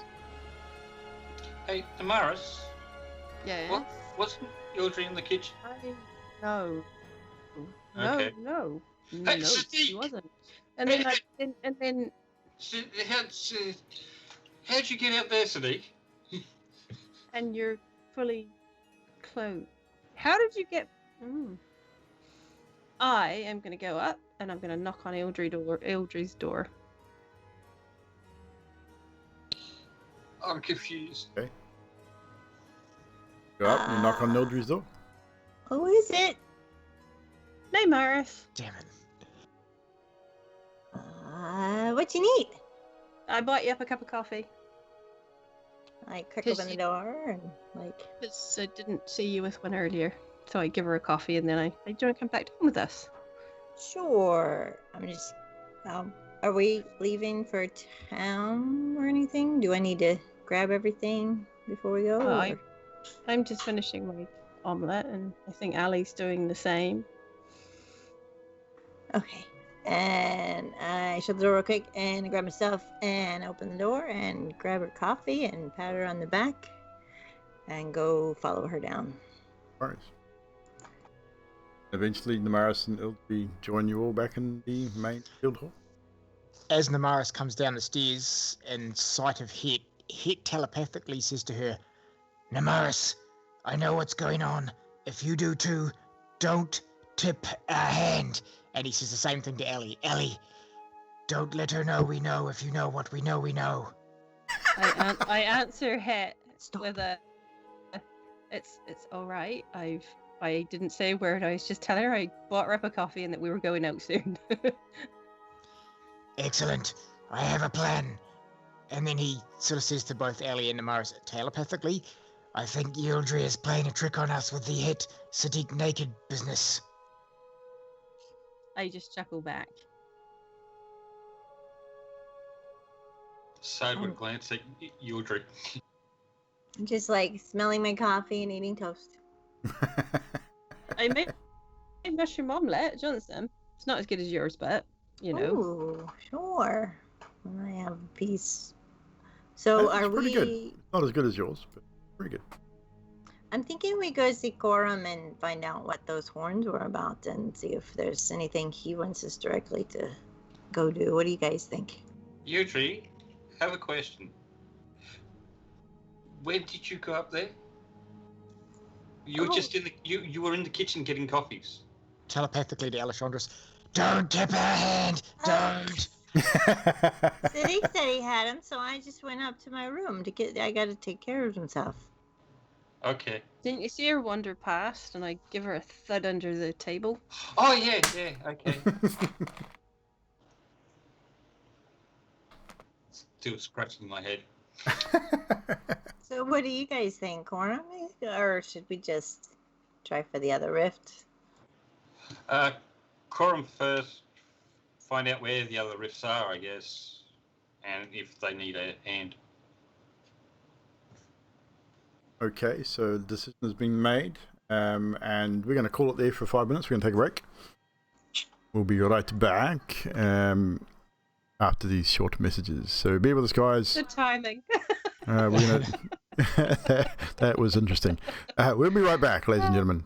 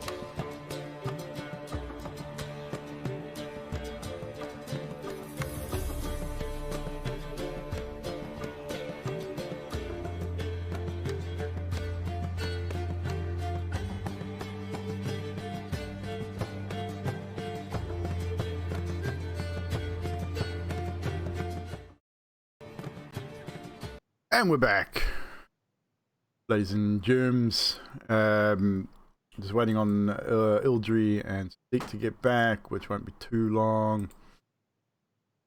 How is chat doing tonight, Grim? Good to see you, my friend. Day Mortem, how's it, guys? We did see, who else we see in there? We got, obviously, usuals. A lot of our usual lurkers. Ladies in there somewhere. Everybody's here. The big bad of this campaign is random acts of nudity. That's only just started. That's not the big bad, trust me. No, well, it might be. Mr. Streamer. Mr. Streamer, yes, what? Why is your brother not in the VIPs? Because he's a sub. Okay.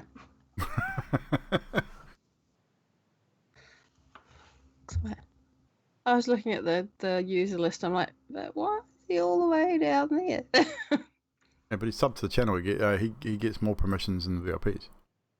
Oh, okay. But it's more or less on the same level. There's not a lot of difference between a VIP and a sub in Twitch's eyes. Yep. Just playing the long con, yes, definitely. Definitely. I feel like I've got some sun this week. I'm looking a little bit darker than normal. I know. It is what it is. So we're just waiting for Mr. Sadiq to return back into the story. So chat, as I said, we're probably, I've just been discussing with a couple of players, we're probably 2 episodes away, well, 2 more episodes, and that'll be it for this campaign. So 1 more after this one, and then the finale, which may run 35 to 40 minutes overtime on that Sunday, possibly, depending on how the combat goes and the outcome. So players, prepare yourselves. Next week, not next week, but the week after will probably be the final show. It will run a little overtime. So be prepared for that. A couple of weeks. And then, like I said, the one we'll be taking a week off after that, so there'll be no D&D the week after that. Gives me a chance to prepare for some stuff. If we look at it, so 31st, 7th of February will be the last show. Then we'll take 2 Sundays off, actually, because Sadiq and Yanti are away on the 21st. So we'll do our Just Chatting session and our epilogue on the 28th of February. I hopefully won't be on a late shift, but yeah, well, if we are, if I am.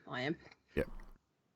So yeah, so we'll take. I mean, I will be streaming on those Sundays. It won't be official D&D stuff. We'll probably do some bits and pieces with whoever's available. If we want to do some Just Chatting anyway, with maybe if Trash and Namaris, Namaris, Alessandros and Het are around, we can do that, or we will do it on.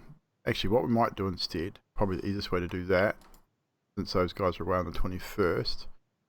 If we finish up on the 7th, we'll do our Just Chatting on the 14th and do our epilogue and that on the 14th, and then we'll be no stream on the Sunday the 21st. And then if the epilogue is complete and everything, we'll do a Just Chatting on the 28th. It would be a Q&A with the chat and cast, whoever can make it.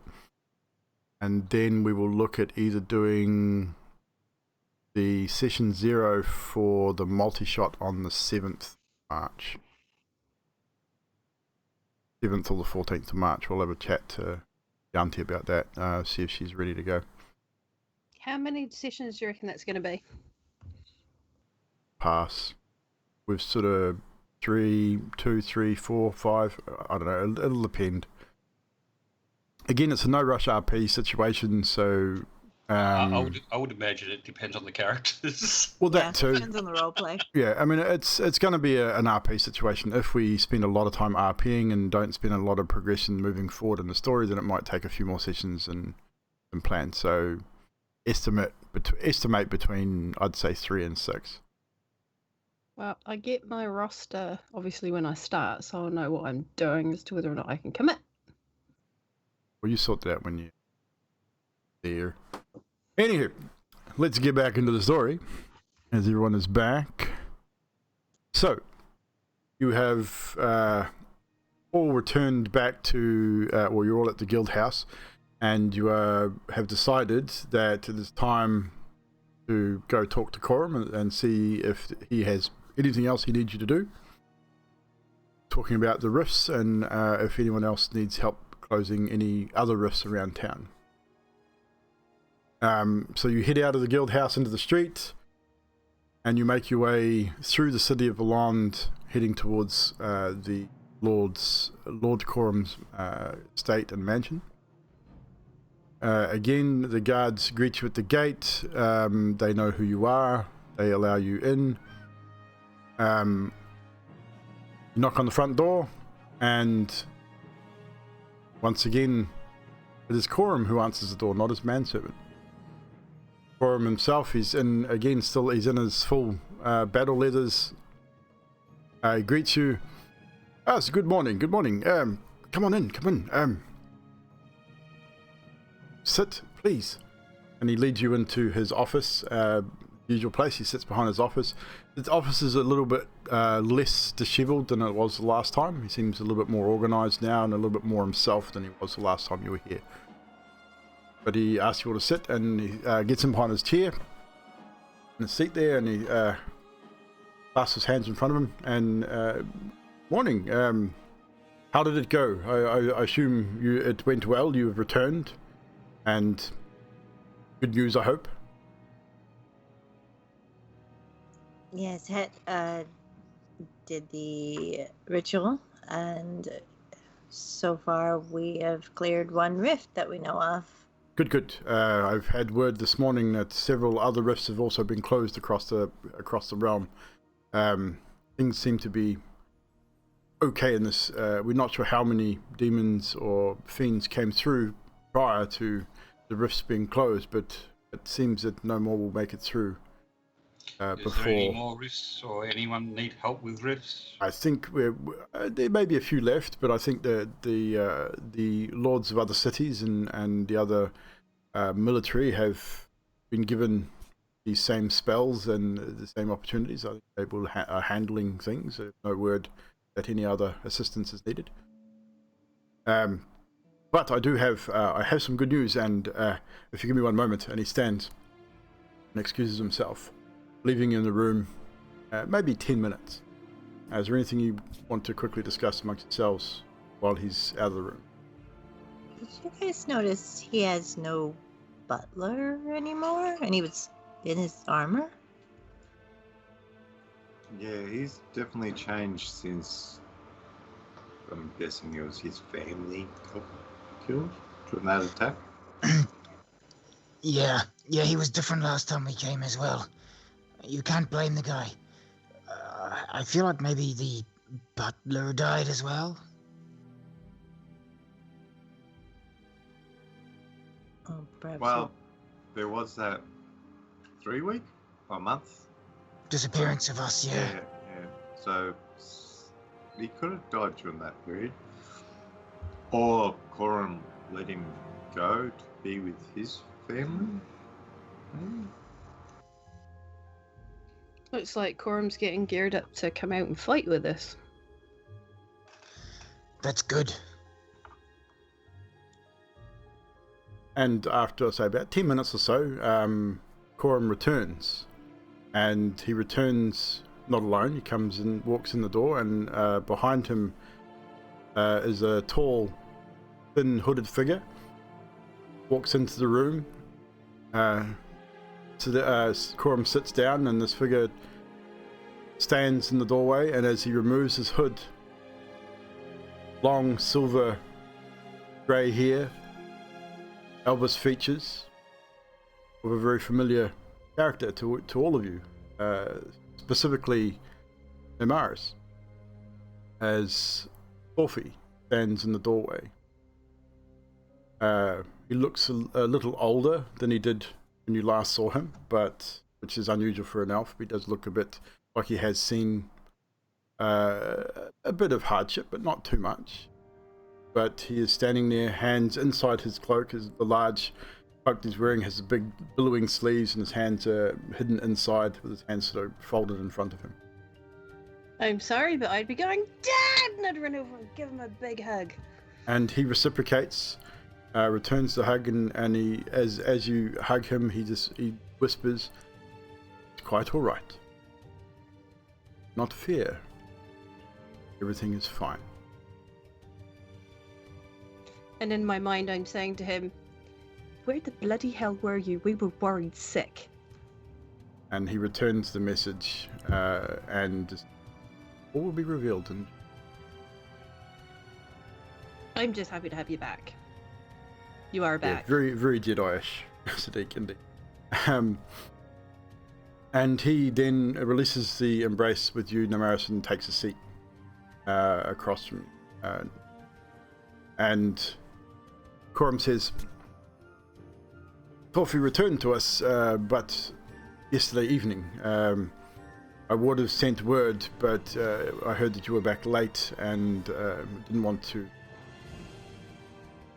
upset you at all with any harrowing sort of news. I mean, you needed your rest after such an encounter.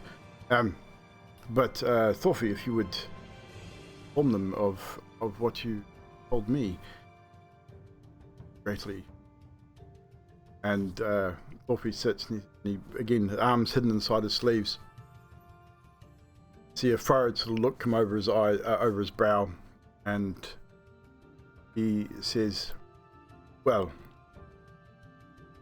as to where I have been traveling the plains in search of allies, the Feywild, the Earth Elemental Plane, the Fire Elemental, other places to find others oppose Asmodeus in his action, plans, what he has planned for our world.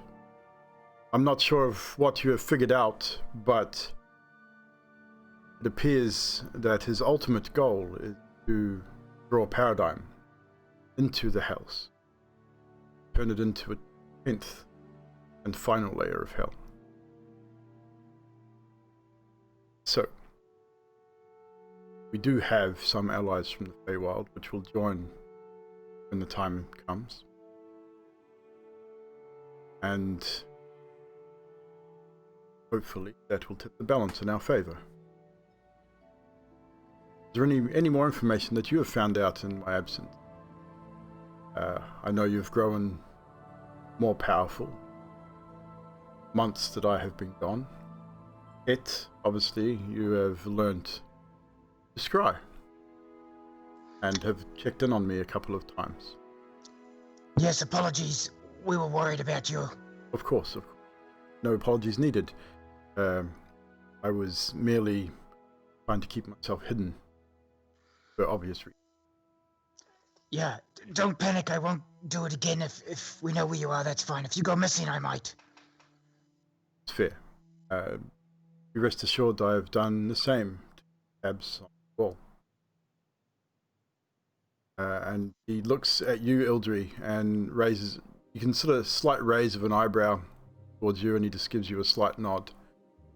Doesn't actually speak to you directly. But the impression given by the look and the gesture that he acknowledged your message received long ago, and almost an air of understanding of why it was sent as well. It was not a look of anger or disappointment or anything like that. It was almost a look of respect. Everyone would have seen the look. It would have been fleeting, but definitely more. Ildri would have been more understanding of what it was for. He then turns to you all and addresses you all as a collective. Says, "So, you think you are prepared? What is to come? You understand what will happen when the blood moon rises.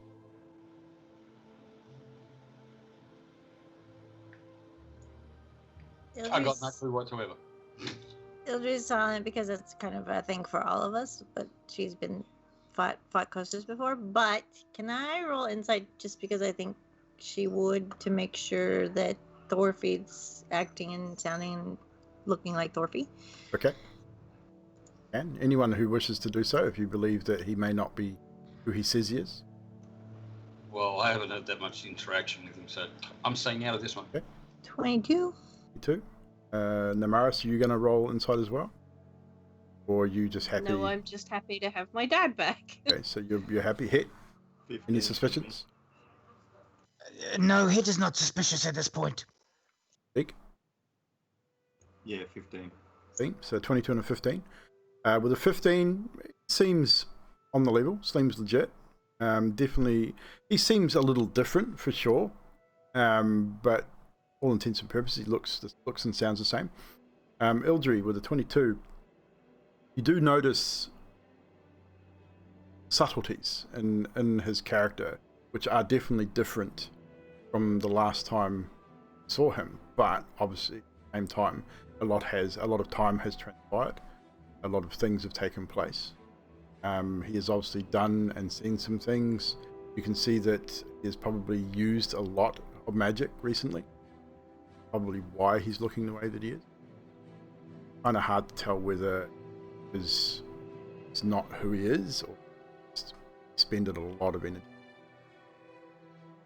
And as an arcane practitioner or a caster of magic, you understand that kind of drain person. I didn't go into explain how Kostas has been trying to make dragons from wyverns and everything that's kind of transpired with Asmodeus visiting us and all that since he's been gone. Yes. Asmodeus is known for his experiments. Creatures of the Underdark, of the Hells themselves. Not surprising that he is trying to create something that would give him some advantage in battle. As for Kostas himself, I was able to visit Hells briefly.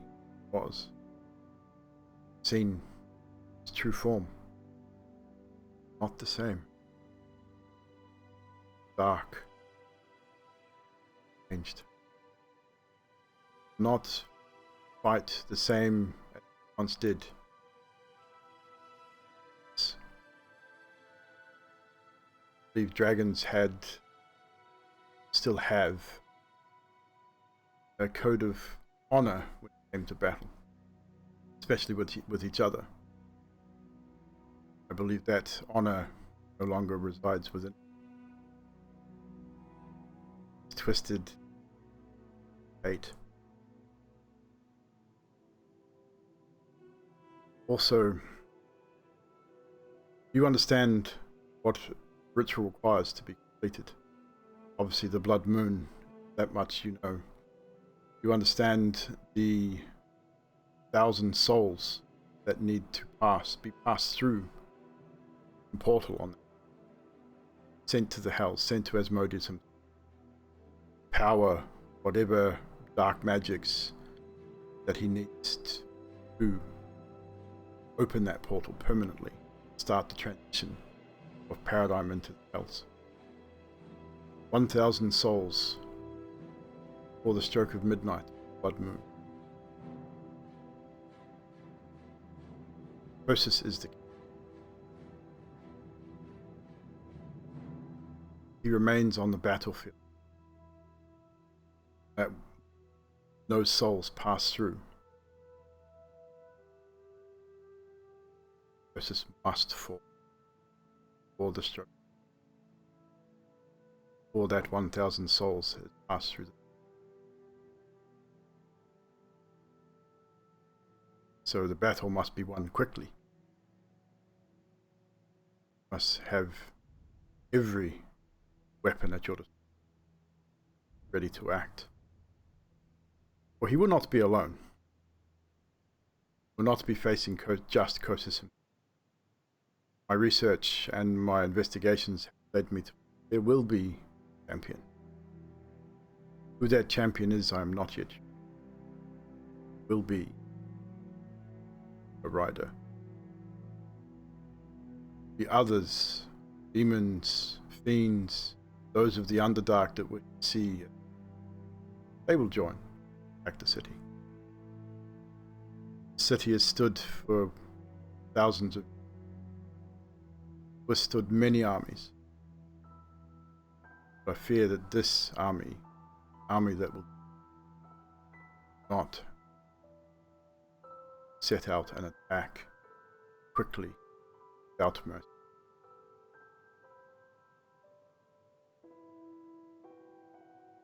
Now, if you'll excuse me, there is nothing further. I must rest.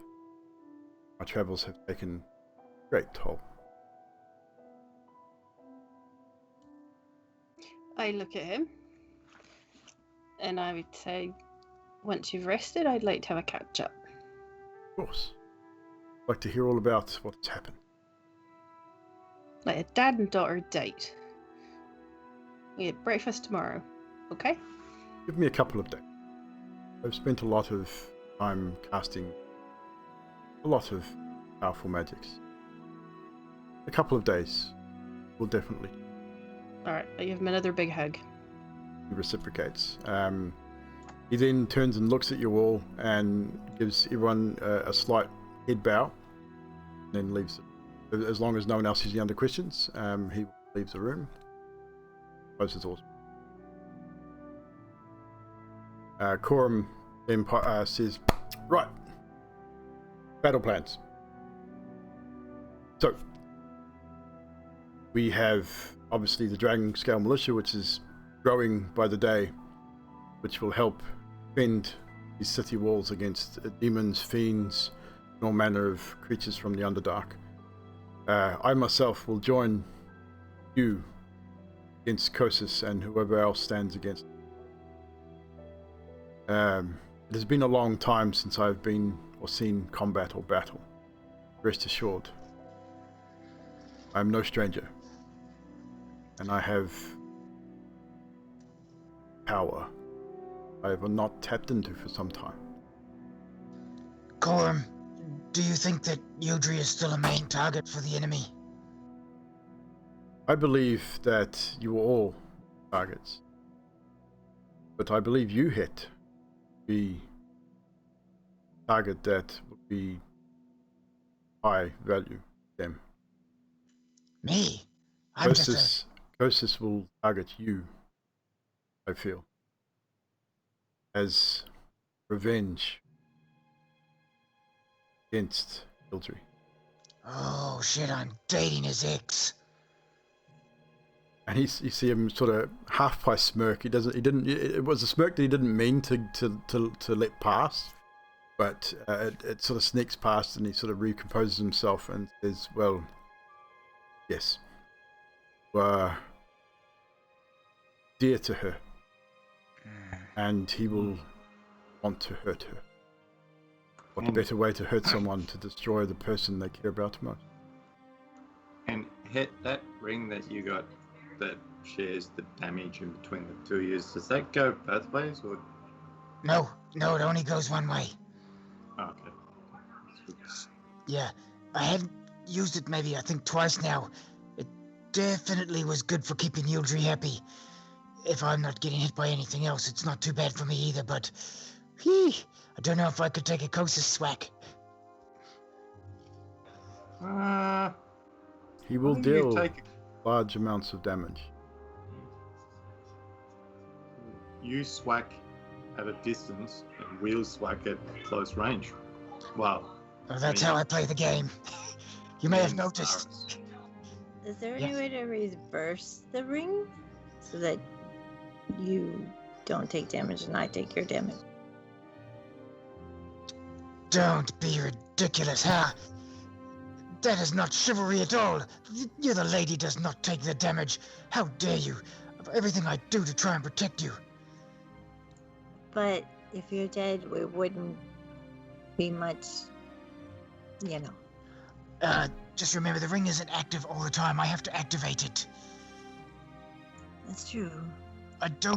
Not sounding rude, but I don't think in a situation like that, I would activate it. In a situation where it's a little less damage and I can help you out, I don't have a death wish. Well, I mean, there was a time when I sort of did, but now I don't.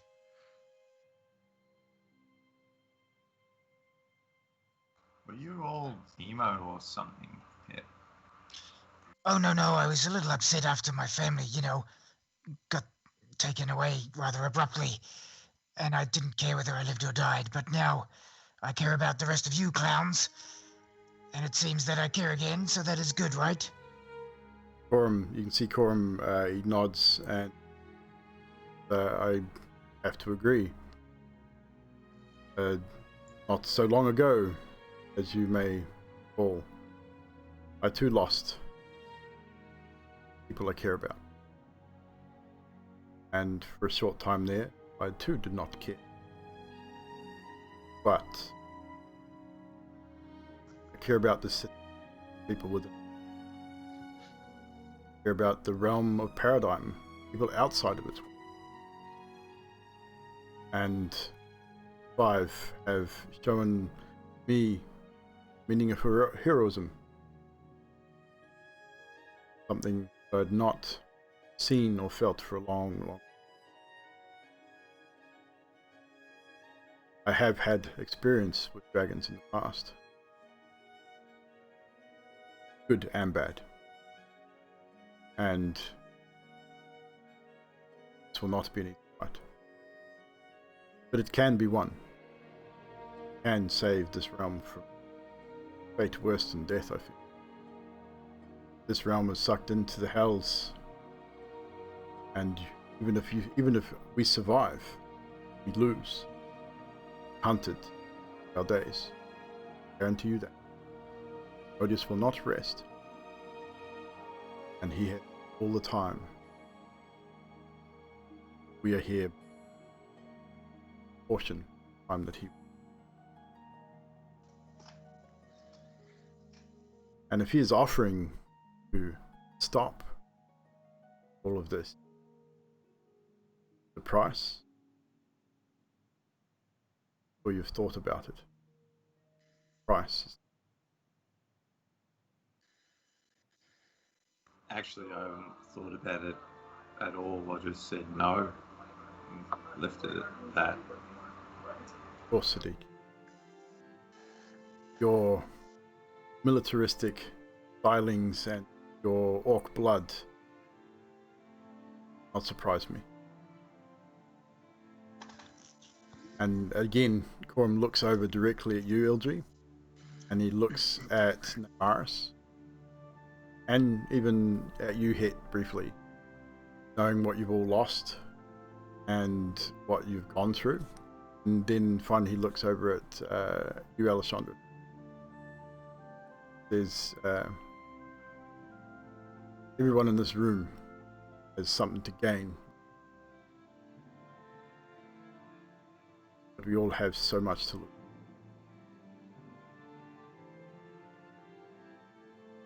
I once almost lost myself. This will not happen again. I will die fighting for them. That is my...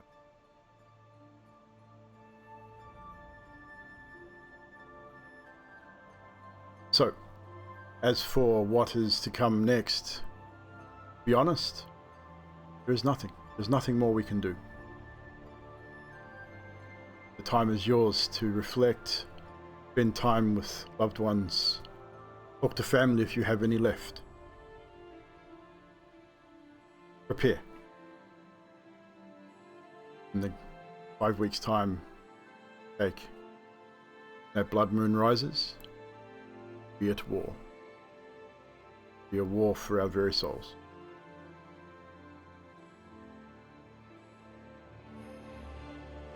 One more thing. I am bestowing on you a gift of the city. You're no longer just members of guild, adventurer. You're more than adventurers. The Lions of Voland from this day forward will be not just the Lions of Voland, but the heroes of Voland, the guardians of this city, guardians of this realm. You're no longer tied to the guild and any quests or contracts. Your lives are your own. You are free to do as you would within the confines of. But your new titles bring you much privilege. City and obviously Ildri, you are commander of the Dragonscale Militia. I wish to offer Sadiq position with the Dragonscale Militia as an advisor to the general army. Your tactical skills and your knowledge as a demon hunter is second to none. If you all survive it has been decreed that new Bard's College be built in this city. It will be named after your family. Name it if you wish, but it'll be named in honor of your parents and your brothers. Sacrifice they made in this realm. Nemaris, Breton Hart has decided that his time as captain of the Great City Guard has come to an end. And if we succeed in our endeavors, you will be appointed captain of the guard. And Alessandris, of course, we cannot forget you. What to give the rogue, the thief, the master locksmith,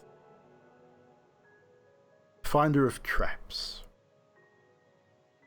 And he looks behind you, like he looks directly past you. And as you turn to see what he's looking at, stepping out of the shadows, is your friend Garrick. And he says, greetings, everybody.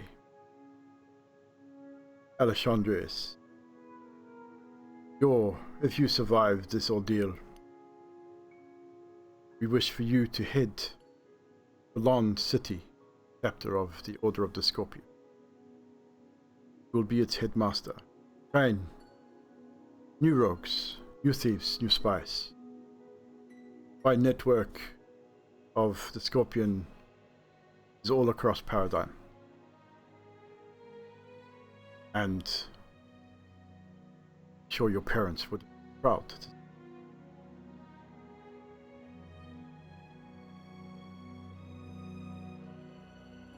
So,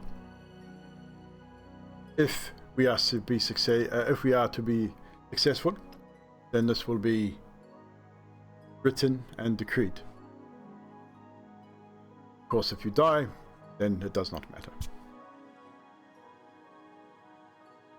But, of course, I do not wish any of us to die in this battle, but it is a distinct possibility. Make no mistakes that this enemy we face is more powerful than anything you... Ildri, I understand this must be hardest for you most of all, as you once had strong ties to Kosis and were bound to him. But I'm sure you agree that Kosis you knew long since gone. You're left with little choice. So again, Lions, heroes of Voland, I wish you a good afternoon And now prepare.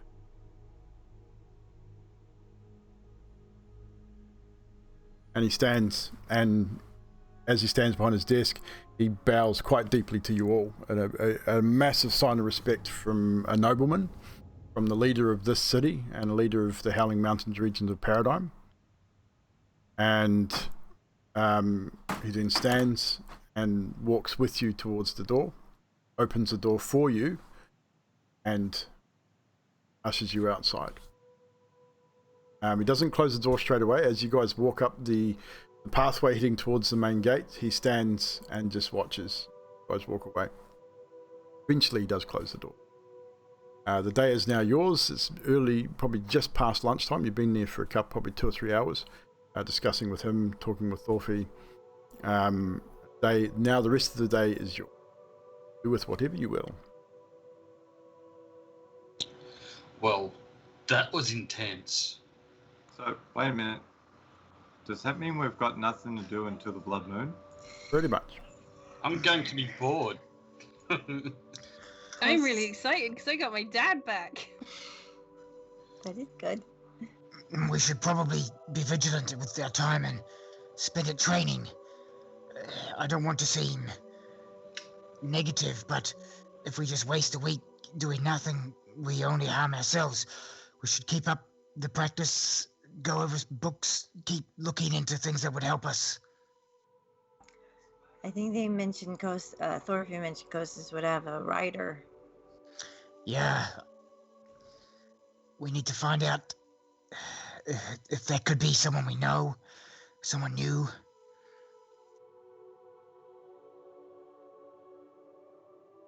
So it's a plan then. Let's find out who this rider is. Well, Thorfinn knows how Kostas has changed, so maybe we need to talk to him and then start producing stuff to counteract whatever the hell he's become. That too. He said he would want to rest for a couple of days, but we could ask Namaris to get some information from Thorfinn with Namaris when you meet up with him next. Walking and talking. I don't think I'll we definitely actually... be talking about that anyway. Yeah, I don't think we actually have the time. Like, I think tomorrow we need to go see him and just ask him. Because, like, as you said, we've got a week. A week can go very quickly. True. I think he needs his rest first, don't you guys? You've got approximately a month to blood moon. Okay. When the battle goes, are any of you going to want to be a rider, or to fight the other rider? Hallie is your Hallie. best choice because she's got that huge bloody bow. And she's got the daggers too. Yep, I'm better up close. I'm going to be on the ground. I'm a ground and pound type person. So as you guys are walking through the city, heading toward, assuming back to the guild house to discuss further planning, as you're walking and talking, from a side street or just down one of the roads as you're walking, you hear, "Oi, guys, wait up!" And sort of walking quickly but almost jogging is a large half-orc individual with a double-bladed axe on his back. Oh, God, you guys walk quickly, don't you? Bloody hell. So, you're ready for this battle then? Should be a good one. Yes, that's my name. Don't wear it out. Good to see you, Bash. How are Does you? that mean all your fellow compatriots are here, Bash? Yeah, Mr. Aslan's not here though. He had some other things to take care of for some noble dude he's working for.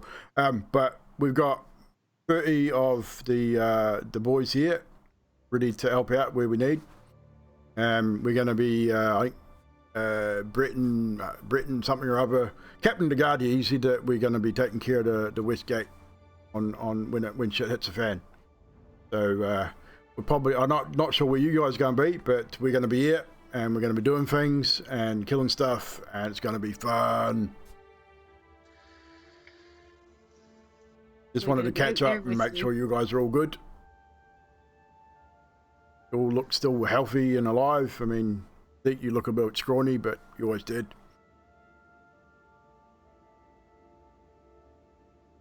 Thank you, Vash. It's not the size that matters, Vash. It's how you use it. Of course. I mean, that little toothpick you got on your back looks pretty cool. I've heard it's pretty good though. I mean, not quite as good as my axe, but it'll do all right. You're still alive, so must be doing something right? Do you like my sword? My swags? He goes, that's pretty cute. And he produces the axe that you guys gave him, which is it's a massive axe. Can I just have a go with that? Sort of looks at you a little bit sideways. It's a little bit, you can see a little bit of mistrust in his eyes towards you, because the only time he's met you twice. The first time you changed sides, and the second time you were killed. So he sort of goes, all right then. And he hand him my sword and pick up his axe. Spins it round and hands it to your handle first. It's heavier than your sword. He grabs your sword and sort of does this with it. Goes, yeah, too light for me. His whole hand, like, it's a double-handed sword, but his hand takes up almost the entire grip. He's got big hands. He's a big guy. I hold on to the axe. And I'm looking to make sure I'm not going to hit anybody, and just kind of give it a bit of a sass. This is pretty good axe there, Bash. It is split many a skull, that axe, since you guys so kindly gave it to me. Goblin, orc, all sorts of things and stuff. Even cut a drow's head off the other day. It was spectacular. It flew for like 20 feet, and it went plop on the ground, made a horrible sound, but it was fun. Oh, I like the sound of that. It was a lot of fun. I enjoyed myself. But I got to go catch up with the rest of the boys now. But if you need me, I'm in city. We're here until the shit hit the fan, obviously. But don't die, all right? Whatever you do, don't get killed. Because I don't do funerals. It's not my scene. And Aslan will meet us on the battlefield near the final day. Quite possibly. He said if he could make it, he would, but I'm not sure. Okay. But good to see you guys, and you're all good. Can I have my axe back, please? Miss Maris. Hey, you. Can I have it back? I've been holding it out for the past 5 minutes. Well, I was. Yeah. All right. Whatever. And he puts it back on his back, and I put my bag in my.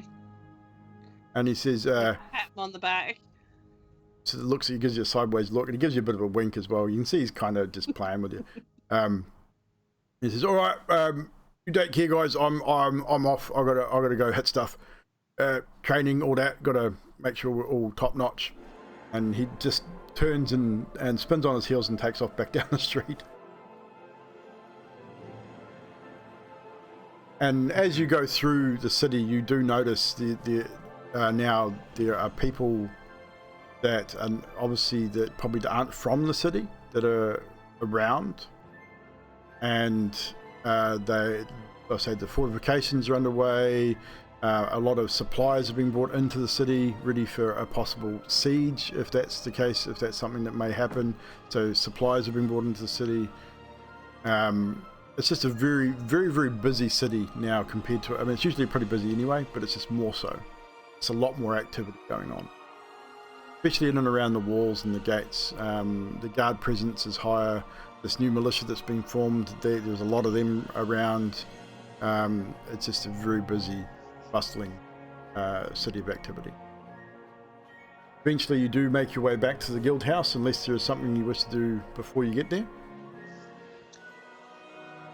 Hip would say, I'm going to go to the, I think there was targets out the back. I'm just going to go and practice some spell stuff. Yildri, do you mind coming with me?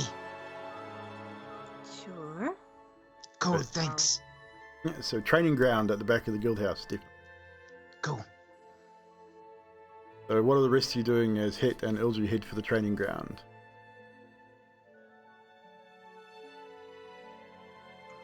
I might hit the library. Okay, so you go to the Arcanus? Yep. Yeah, just to do random research on random things. Okay. I'm just Alessandros, gonna look at Namaris? Het and say, "You guys good? Do you need like sparring partners or anything?" I'll join you as a sparring partner if you want, Namaris.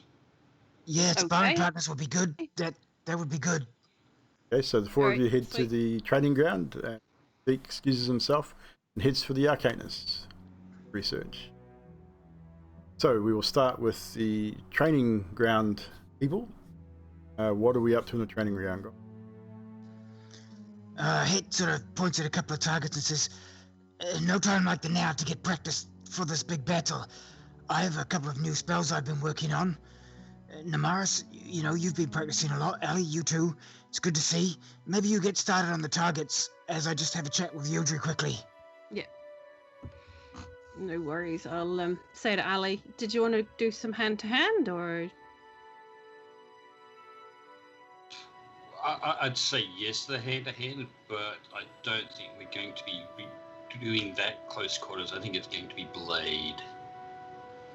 Okay, so I'm gonna get a wooden play sword Training sword. and yeah, So that's the likewise. bugger. There are all that implements are there. So there's training axes, swords, shields, all that sort of stuff. They're available for you guys to train with each other. So you grab your training equipment and start just as a slight warm up. Just start light sparring, and Yeah, Ildry once- and Het sort of separate themselves and have a bit of a chat.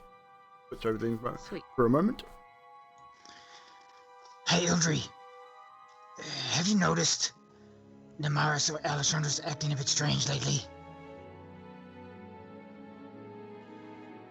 How so? I don't know. I just feel like sometimes people aren't themselves. Even Sadiq. I am worried about this dragon rider business. I wonder, is maybe one of us meant to be chosen? Meant to be chosen for Dragon Rider? Well, to be taken to be on the enemy's team. Look at the way they fight, and he's sort of watching Namaris and Ellie fighting.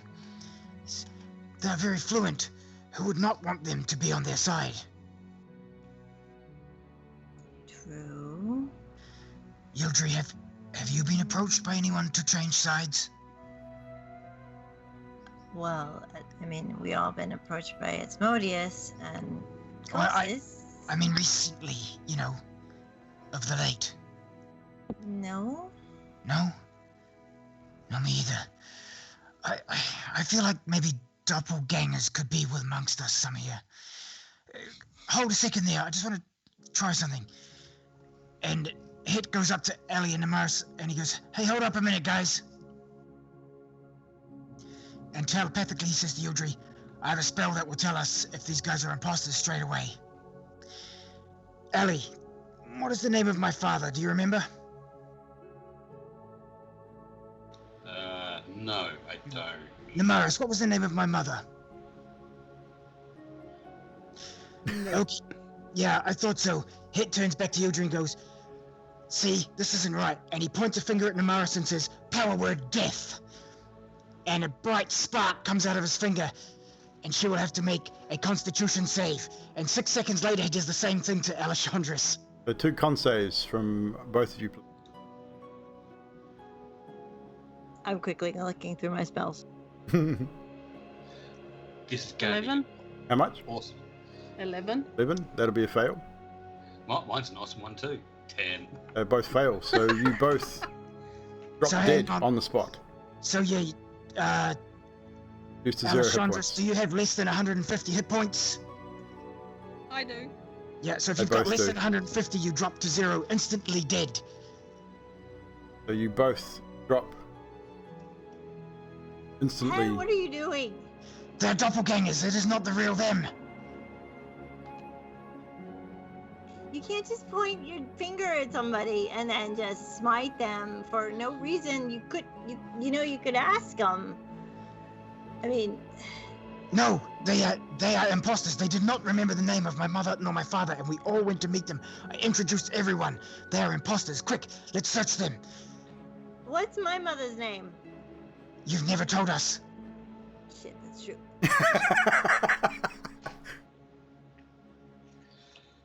Are you Yildri? What is my father's name? Ian. What is my mother's name? I forgot. That is so close. At least you got my father's name.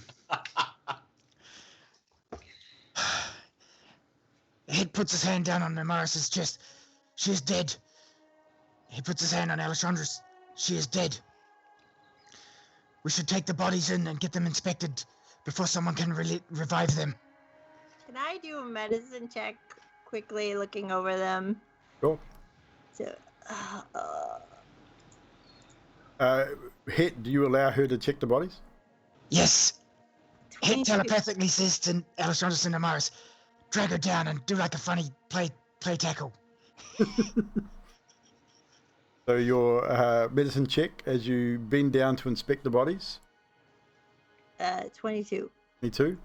The moment you bend down, you get down on one knee and sort of put a hand by both of their noses to see if they're breathing. And at that point, Nomaris and Alessandros, what are you going to do?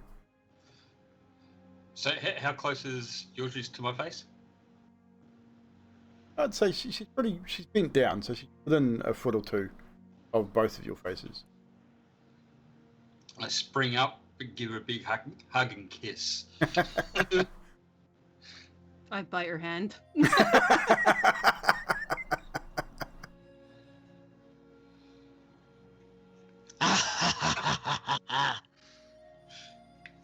I cast reverse gravity on both of them because of the And at this moment, that's quite a large area effect, though, isn't it? Yep. So that'll affect all of you, including Het. Probably Seth and Lionel. It would get pretty much the entire training ground from, well, probably not the whole thing, but definitely where all of you are standing. So even you would be in it as well, Ildri. So it would probably affect you as well. So you would all be suddenly floating 100 feet in the air. Whoa! Can you put me down now, please? Oh, hey, Yildri. We figured out it was you. Naked me, naked Sadiq. Gotcha. You kind of forgot I had seven, that we grew up, 7 siblings, and they had 7. I've got all the jokes. How'd you figure me out? It's just this keen intelligence I have. I turn into head naked as I'm floating in the air because I got a 2.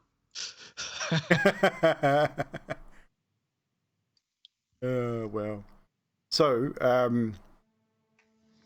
what happens when that spell ends? Just drop everything, or are you able to allow them down gently?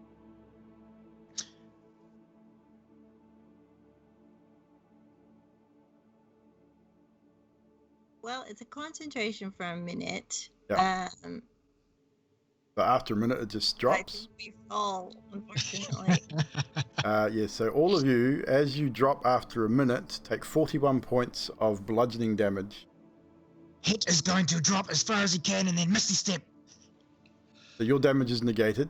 Alessandros has, you still have Feather Fall on? Have 3. So you will take no damage as you gently float to the ground. You're muted. I'm going to land on Ildri. I'm going to try and aim. Okay, well, you're still going to take the damage no matter what. So roll a dex check. Let's see how dexterous you are at trying to aim yourself as you plummet to the earth 100 feet. Sorry, Namaris, I got dexterous as a goose, or an elephant. 6. So you are unable to aim yourself at Ildri, so you both plummet and hit the earth. 41 points of bludgeoning damage to Ildri and to Neymaris. Ow! And it, Do I get my advantage on No. my dex because it's No, against you an do not. effect that I can see? I mean, you can see the ground, but no. I'm sorry. The effect And it was that's- worse anyway. It the was 5. effect- It was 3. So. The effect that you can see is gravity. You can't see is gravity. So no, you don't get. You do not get advantage against gravity. I I'm imagine- laying there. I'm gonna Sorry. slowly raise a hand, like, and mass cure wounds for 17. But I'm like, out of breath. So everyone that took damage, 17 points of hit points back. And Hit, after he misty steps, is working on Prayer of Healing, which takes 10 minutes. But he also gives, and I'll just roll the cure. 20, 27, 30 points for each of them again on top of that. 30 points. Another 30 points on top of those that took damage. So Ildri and Neymaris are probably still prone on the ground, breathing heavily, taking a huge amount of damage. Hit, while casting the Prayer of Healing, was probably rolling around laughing his tits off. Yeah.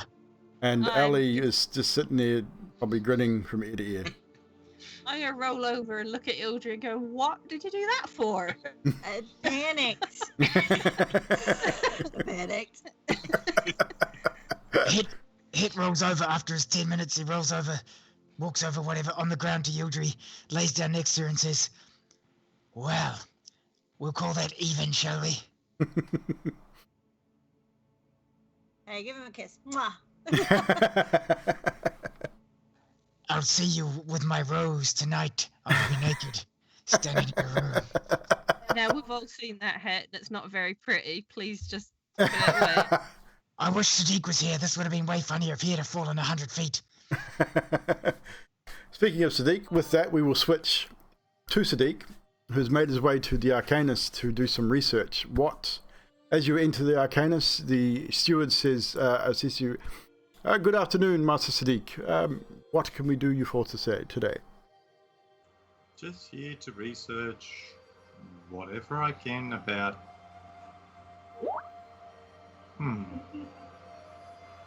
Don't know exactly. Just to research. Is there something specific that you're looking for? I would assume probably information about the champion of Asmodeus, or the Dragon Rider, the Dark Dragon Rider. That the hells, better ways to kill demons, blah blah blah. Okay, so which one? We'll make a couple of rolls here. So which are you looking for specifically first? Well, we'll go weaknesses against hell-like creatures. So Against, I guess. roll a intelligence check with advantage, because with your Blood Hunter order, you have a knowledge of fiends and that already. You know roughly what you're looking for and what books to specifically asking for. 21. 21. So with a 21, you do find some interesting passages in a couple of books that talk about fiends and undead and creatures such as that. One specifically that talks about demons. And the first thing that you notice when you read through this piece about the demons is that demons don't die as such. When you dispatch their earthly form or their earthly body, the material body that they happen to be within the material plane with, that body is nothing more than a husk or a vessel. The creature itself is sent back to the hells, where it will take some time to regenerate.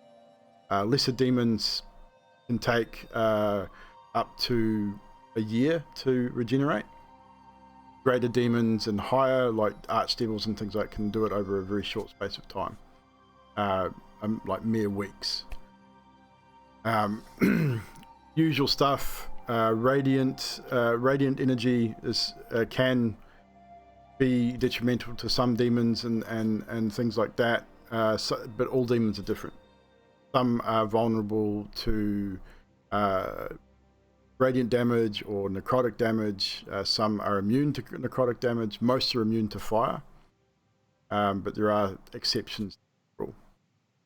So it's not information. Most of it's stuff you already know. There's not a lot of stuff that you don't know. There's a few bits and pieces about how the inner workings, where to strike a demon, things like that, but nothing much more than you already have information. And the second thing, the dragon champion type person. again, intelligence with advantage again, because you have been given a certain amount of information about this person's Dirty 20. dirty 20. So you find one book. It takes you about an hour of searching, but you find one book, one passage, and it pretty much states that whenever the legions of hell march or ride, it's a very interesting transit. It looks like it's maybe been translated from a journal or something. So it's a very loose sort of translation, almost broken English. But it says when the legions of hell ride or fly, at their head will be a drake of some power. With the drake will always be a rider. And the next sort of line, it's a little bit hazy, it's kind of weird, and then it says something along the lines of this rider must have been turned in order to ride. What you make of that is up to you. From the passage with the dirty 20, the impression you get is that, okay, Kostas is the drake that's going to lead this legion on the material plane, and the rider, from the message that said must be turned, you get the impression that it must have been someone that was inherently good and has been turned to evil to take this position. Someone who was either in a position of good or was good and has been tainted somewhat.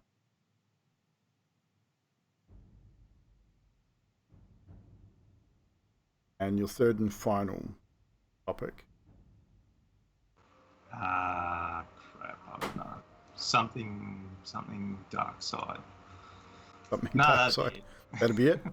Yeah, that'd be it. There's not a lot you don't already know. As a blood hunter, you've done a lot of research into undead and demons, and you've learned how to kill them relatively effectively.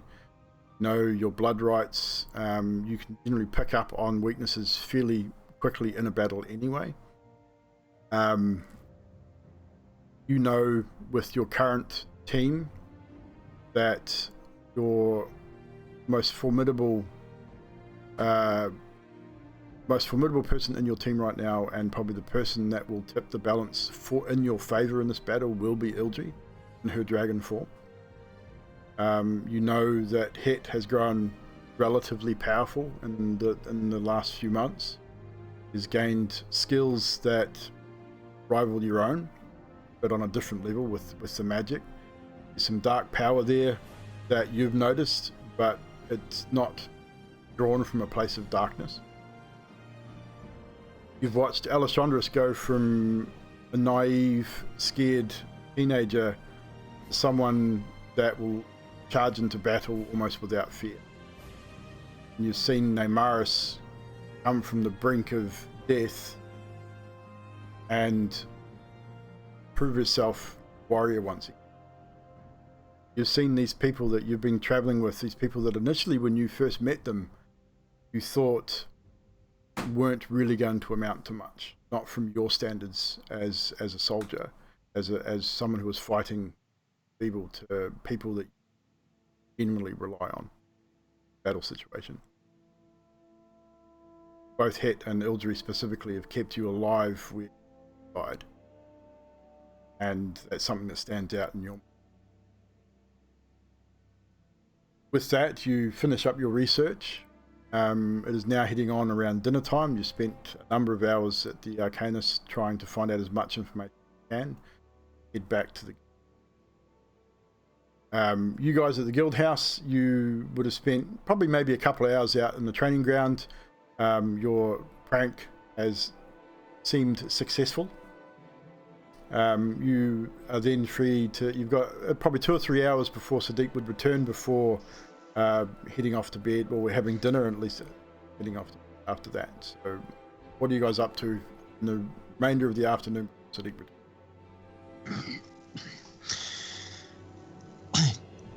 Hit, we've been practicing on the targets and dummies, but eventually would have started to talk seriously with the team. All jokes aside, I am worried about this dragon rider. I have a thought. What is it? I could scry on some people to see. I used the scrying orb this morning. I wouldn't be able to do it till tomorrow, but I can scry on some people to see what they're up to, if you guys have any ideas. I have one particular idea in mind, but I want to run the idea by Sadiq. I think it would be rude to talk without him on this one. But any... Scry on today. Who did I scry on today? Yeah. I mentioned it at breakfast. Oh, you might have wandered away when you were pretending to be Sadiq. I scryed on Inari. Oh, yeah. Yeah. It's okay, I think she's still dead. I just had that something clenching in my gut, something in my back of my mind telling me to check if she was still alive or not. But now I have a deeper fear. Like I say, I would rather leave that for Sadiq, but is there anything you guys is bothering you maybe about the situation, or anyone you think is prime candidate?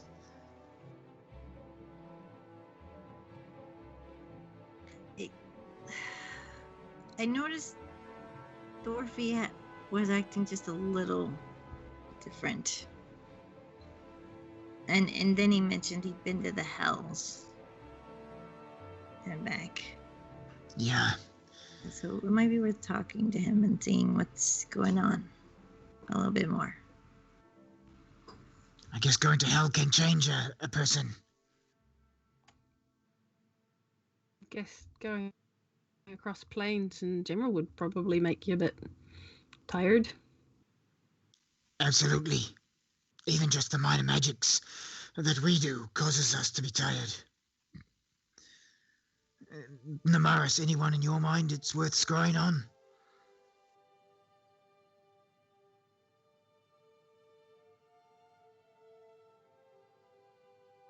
Not that I can think of off the top of my head.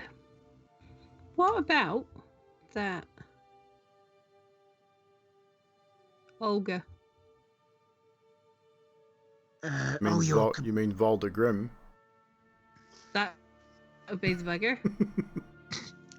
Olga, I love it. Not I Olga. believe her middle Volder. name was Olga. Maybe. Pull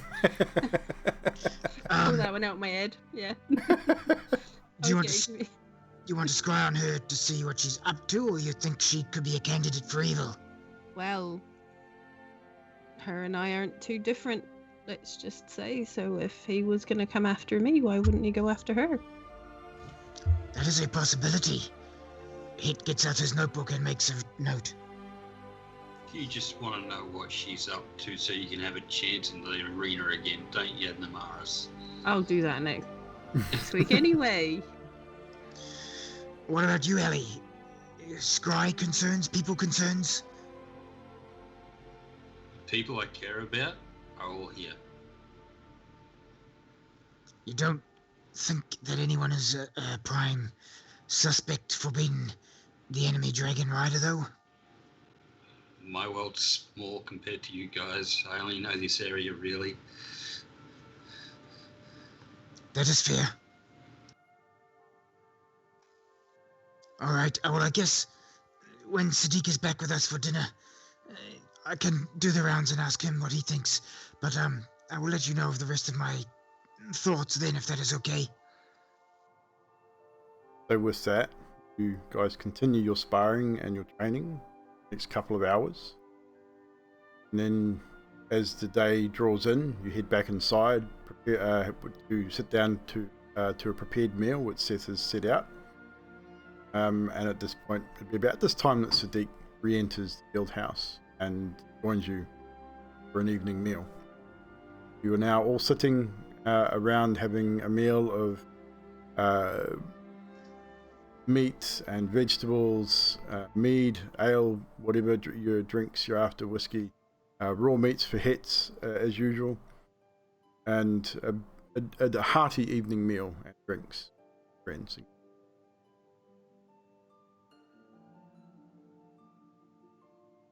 I'm gonna look at everyone and go, I've got the feeling that the rider is going to be someone we know. Why do you say that? Because there got to be someone that was on our side that's now on their side. I've just got the feeling that it's going to be someone we know. It's funny you should bring that up. I mentioned to the team earlier that, did you know? You won't know. No one's mentioned it to you at all. Yildri sent us all 100 foot in the air today and dropped us. These practical jokes are going a little bit too far, people. Yeah, but it was worth it, eh, Yildri? Yeah, I guess so. Anyway, back to serious. I was asking everyone who they wanted to scry on. I have Do you have anyone you think could be this dragon rider that you would like me to scry on, Sadiq? None come to mind. So I have 3 options in my mind. I had 4, but I don't think Bash is one of them. Bash was originally part of my first list, but it was something he said today that tipped my thoughts. But initially, Namaris, I feel like Thorfinn could be an option. Unfortunately, it may be saddening to hear this, but I wouldn't drop my guard too much until we know more. That's fine. The other one I was actually thinking about Corum. Okay, that Yeah, is an but extra one. I agree with Corum about He Corum. has, yeah, he He's has been changed. turned before too. Remember? He's changed, and the loss of his family. It's highly possible. My feelings aren't... And also, he doesn't have that manservant anymore. There could be a story behind the reason why he doesn't. Yeah, that's a good point as well. You guys have actually added more to my thoughts. And just on that note, we could also add the next high archmage at the Arcanus. Who is that? I can't One. remember her name. She's- There's okay. one right now. Who have we been talking to? The steward, someone who's Mm-hmm. been put in after the Arcanus by Archmage at the moment. Or if he still holds that then title. There goes that one then. I have 2 other suspects in my mind, and I feel strongly about one of them. I will give the names first, but if you have any questions as to why, then I can let you know as well. And the first one, top of my list, absolute number 1, is Azalin. The second one is our old ranger friend that used to hang with us with the panther, Gillian. Gillian. He was one too. He killed his own first group, and it was a bit of a joke for a time, but those are the 2 names that stick in my mind. Aslan wasn't top of my list until today when we spoke with Bash. When Bash said Aslan couldn't be here because he was off speaking with a noble or something. And that pointed my mind in that direction. It's hard not to be. I don't want to think bad of anyone, but Sadiq, if you're thinking that it's possibly someone we know, that's where I swing to. The good people. Well, I don't know them that well in the first place. So, like, I've met Aslan, Yeah, but I don't know him well enough to be able to judge his character. that's fair. Honestly, I don't think it would be Aslan. How many times a day can you scry it? Just once. Once per day? Correct. And we've got roughly how long before the blood moon? Enough to scry on them all, yes. Exactly. Why not just do that? Scry on them all. And that is exactly the plan. It's exactly why I was asking you guys this, because The only one that I see the issue with is and of course I forget his name. Who's in charge of this place? Oh, Corum. Oram. That's the only one. I think if you scried on him, he would know. I don't think he would know it was you, but he would know someone's scrying on him. And at the same time... And Thorfey does. He always does. At the same time, isn't the city got wards and shit to protect against scrying within it now? I think it was to scry from without to within, because I've been able to scry while I've been here. It was warded to prevent the scrying of without to within, outside of the city. So those within the city are usually... So, if they're within the city, they could scry on us? If your enemies are within... He excuses herself and goes to her room.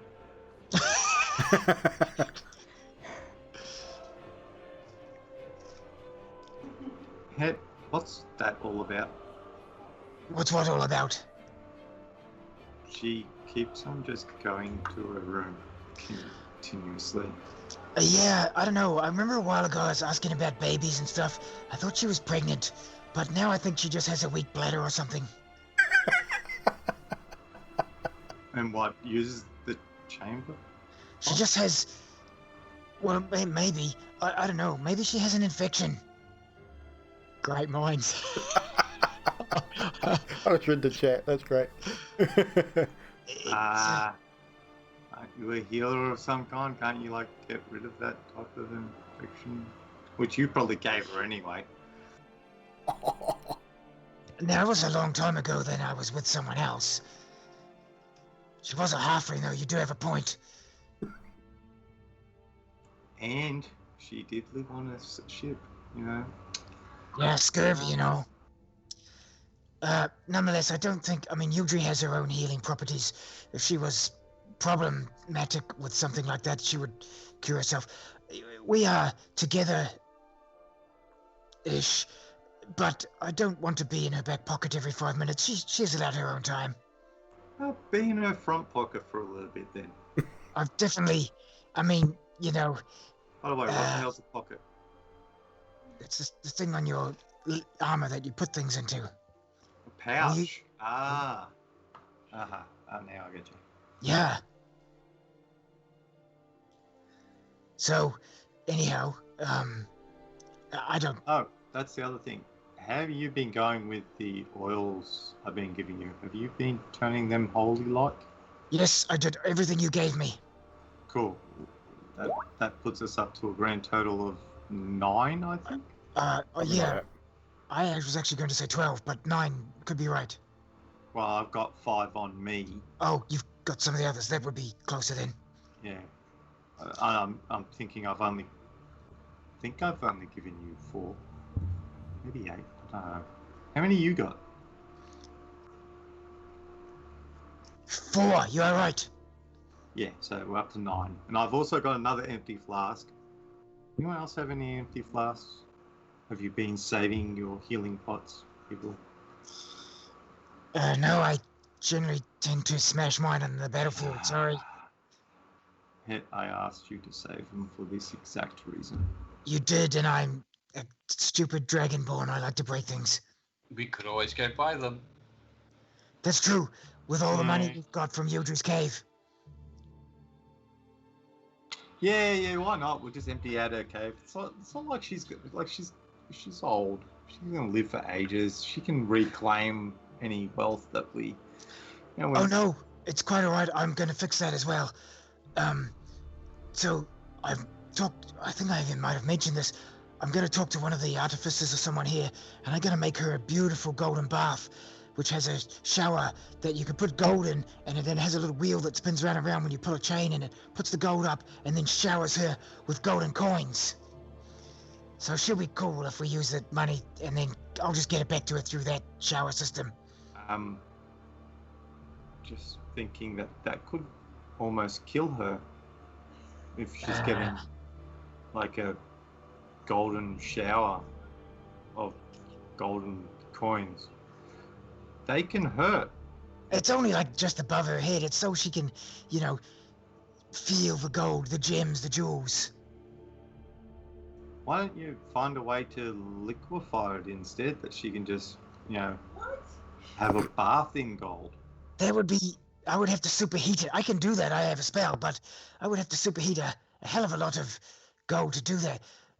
I feel like we've gone off topic here somewhat. Weren't we talking about the big bad guy and what to do with him? But you are onto something there. Wonder if I could make a spell that would turn gold not hot, but flow like a lava river, and gems. Well, that would probably be less painful in the long run. So we're up to 9 flasks of holy oil. Okay, good. Yes. Let's mark that down. You keep a tab of it. I can give you these here. Yeah, thank you. Put them in my backpack.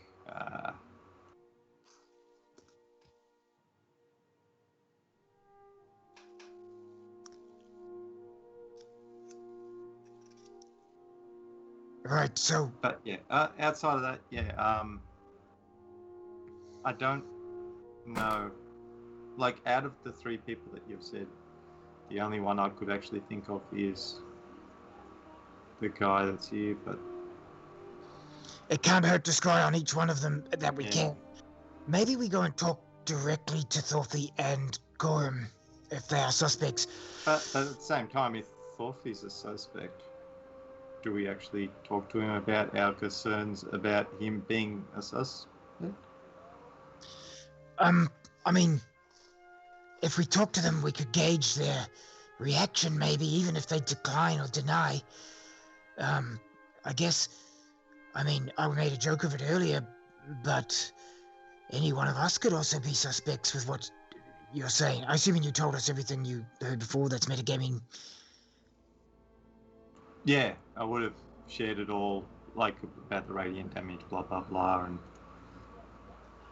some other stuff that I actually know that wasn't in the books and whatnot. And then the last thing would have been about, I think the champion is someone we know or may have known. So could it be one of us right here today? Well, are you for Team Kosis? Well, hell no, you know that. I'm fighting with you, but... Ellie's all about Yildry. She is all about doing the Yildry. Whoa. Whatever. Whoa, hang on a minute. No, not doing the Yildry, but doing whatever the Yildry wants. I hope that's all you meant. Ellie, I hope that's all it is. Namaris, no one knows where her loyalties lie because she flips sides really quickly. Realise that they're all sitting at the table with you, eh?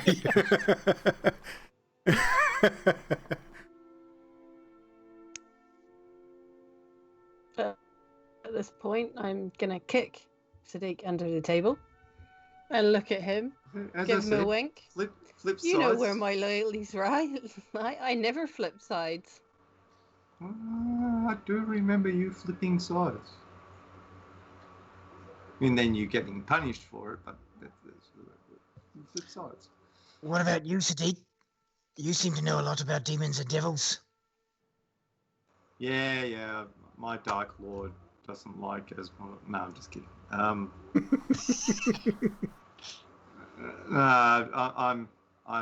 all about our realm should be our realm, and their realm should be their realm. And I'm here to make sure that they stay in their realm. Yes, dragons are cool and all, but they can just, just let me have No, let me have you. dragons are part of our realm, so that's All I need is Yildri. I don't need the red one. What red one? Kosis. Ah, that red one. Yeah. Could have been more than one red one. You know, there would have been more than one red one. The threesomes are difficult too. I don't want to deal with that. Huh? I don't think I really want to know about that either. No good. That's definitely not a question I want to have answered. Well, that could you scry on? No, I'm just.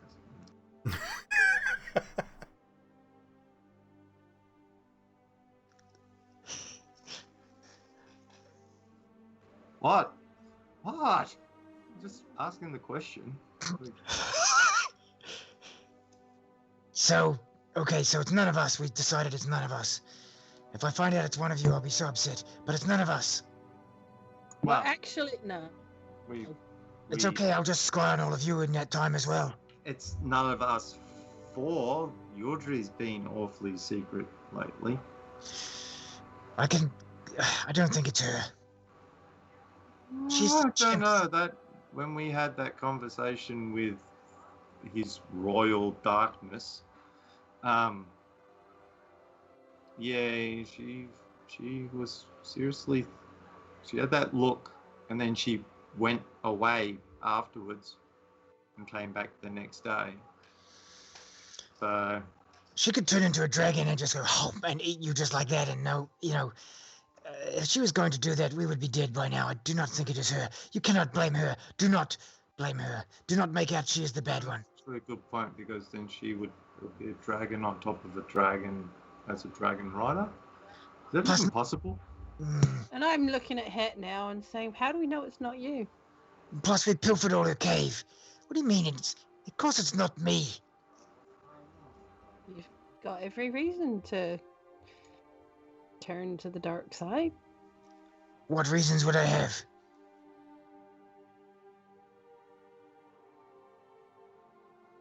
Because life hasn't been that fantastic. You just described half the world. Life hasn't been fantastic for anyone. Yes, I have lost a lot, but I have a lot. I feel like I've done this already tonight. I already have a lot going for me with you lot, and it's no secret I care for Yildri. I'm not going to jeopardize that by riding a red dragon.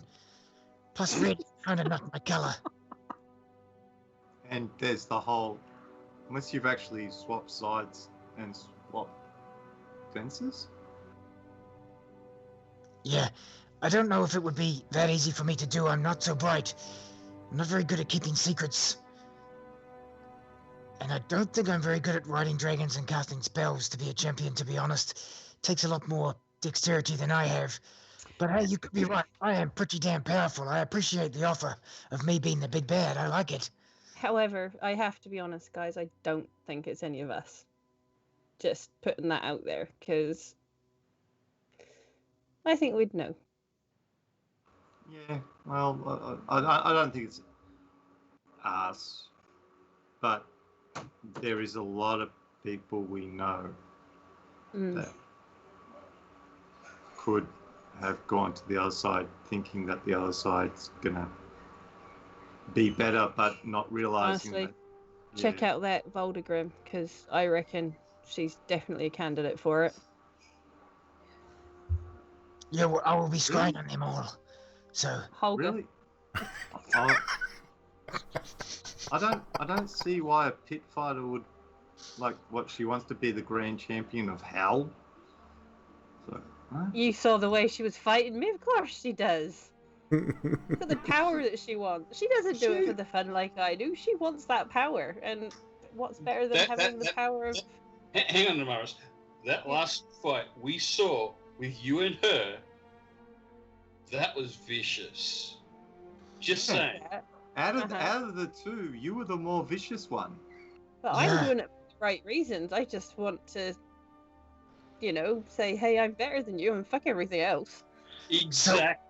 So you want to scry on her for jealousy? No. That's, I mean, it I is think that sounding you've got- like that. She was a bully in the barracks, she's just got that nasty.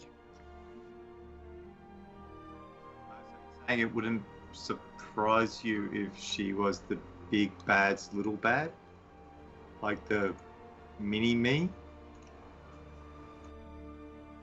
mini evil Yeah. me. Does that make sense? I guess. I mean, we will scry on her, and we will see. I think she's okay. She could be on the list, but if there was 50 other people that we were thinking of, they would come first. I'm just saying. I agree. Yeah. But there's not 50. There's like 6. But I'm saying, like, I really don't think it's her. But hey, put her on the list. Also, you might as well put what's his name, Hart. He might turn because he wants a better life because he's retiring. You mean Yeah, Bridget? let's retire and become king of hell. What?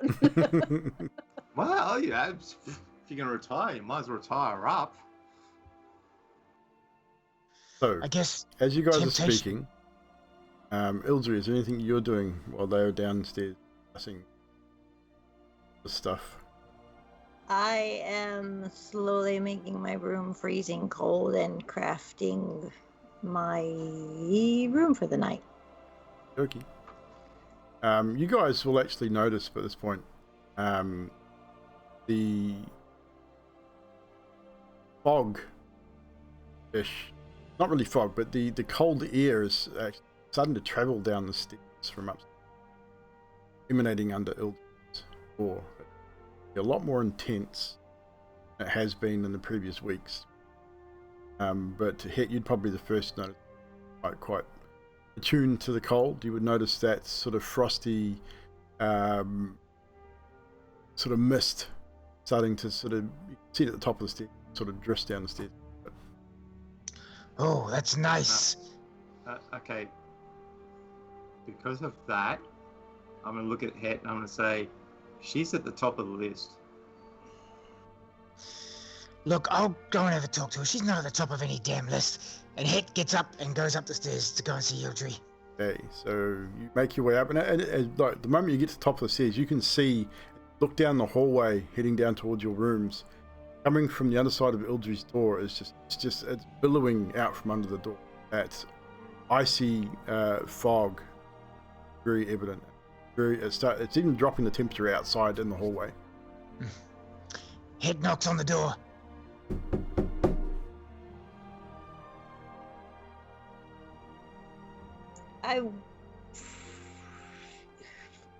Yeah? Ildri, are you okay in there? Everyone is concerned. They are thinking that you are some big baddie now. Why would they think that? Because you keep disappearing and making ice come down. I mean, that's beautiful on my feet here. I'm loving it, but it's very obvious this sort of smoky, icy effect coming out the door. Something is going on. Might I come in and you can share with me what is, so I can prove to them that you are not the bad guy? And with that, Ildri slowly opens the door. Het slowly walks in. Describe what Het sees in the room. He will close the door as he walks in. There is a lovely thin icicles of ice wrapping around in a lovely nest in the middle of the room, and a white with pearlescent dragon egg in the middle of it. And that is where we're going to call tonight's session, guys. We're going to pick up there next week with Het and Ildri. I knew it. She's been sleeping around. I was going to say, you've been busy, Het. God, you have no idea how long that has been in the plan for. It's been fucking... Did you have any idea, Het, at all? Yeah, I said a while back I thought she was pregnant, and Yeah, I yeah. kept that in the back of my mind. But No one breaks down doors, and we have a road. Everyone respects everyone's privacy. It's so weird. I was so close to scrying on her a couple of times. I know. But, I thought you might have. but I thought that could go real south. I mean, you seen what happened when I pulled the dead dragon out of my backpack. Definitely. Cheers, guys. Chat. That is the end of another session for us here. Chat. Give me a yay or nay whether I should give these guys their final level up for this campaign, which will be their final milestone. Players do not get a yay. Chat. This is up to you guys. Do we give them their final milestone? Because there's only a couple of sessions left. Their max level will be 15. If I give them, basically give them their final milestone, which will be level 15, in preparation for the final battle in a couple of sessions' time. Trash, you don't get a say. So we've got 2 yays. Dame Mortem and Grim, definitely yays. Take them down 2 levels, says Drax. I'll take that as a yay from Drax as well. It should come like they do, not all at once and slowly. Roll a d20. We could do a d6 roll or a d20 roll. Actually, I will do that. We will do just that, ladies and gentlemen. I'm going to do it on stream as well. So we've got to go to the map reference here because we've got this cool thing here. Now with my dual PC setup, I can do this. Go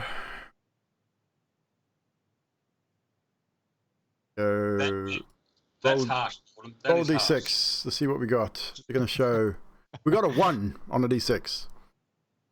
So I should have said beforehand 1 to 5 level up, 6 to 20 no level. Well, we got a 1. That's okay. So we got 1, it. Yeah. So it was on a d6 though, but so 1 levels up. Which one? No. So everyone, max level 15, guys, for the role play tonight. Awesome as usual. In preparation for our possible final 2 episodes in the next couple of weeks. We will pick up next Sunday night with Ildry and Het in the little ice cave. But for now, we're going to just quickly go around the team and get some moments. And Morris, a moment or 2 from you from tonight's session, please. Oh, pardon me.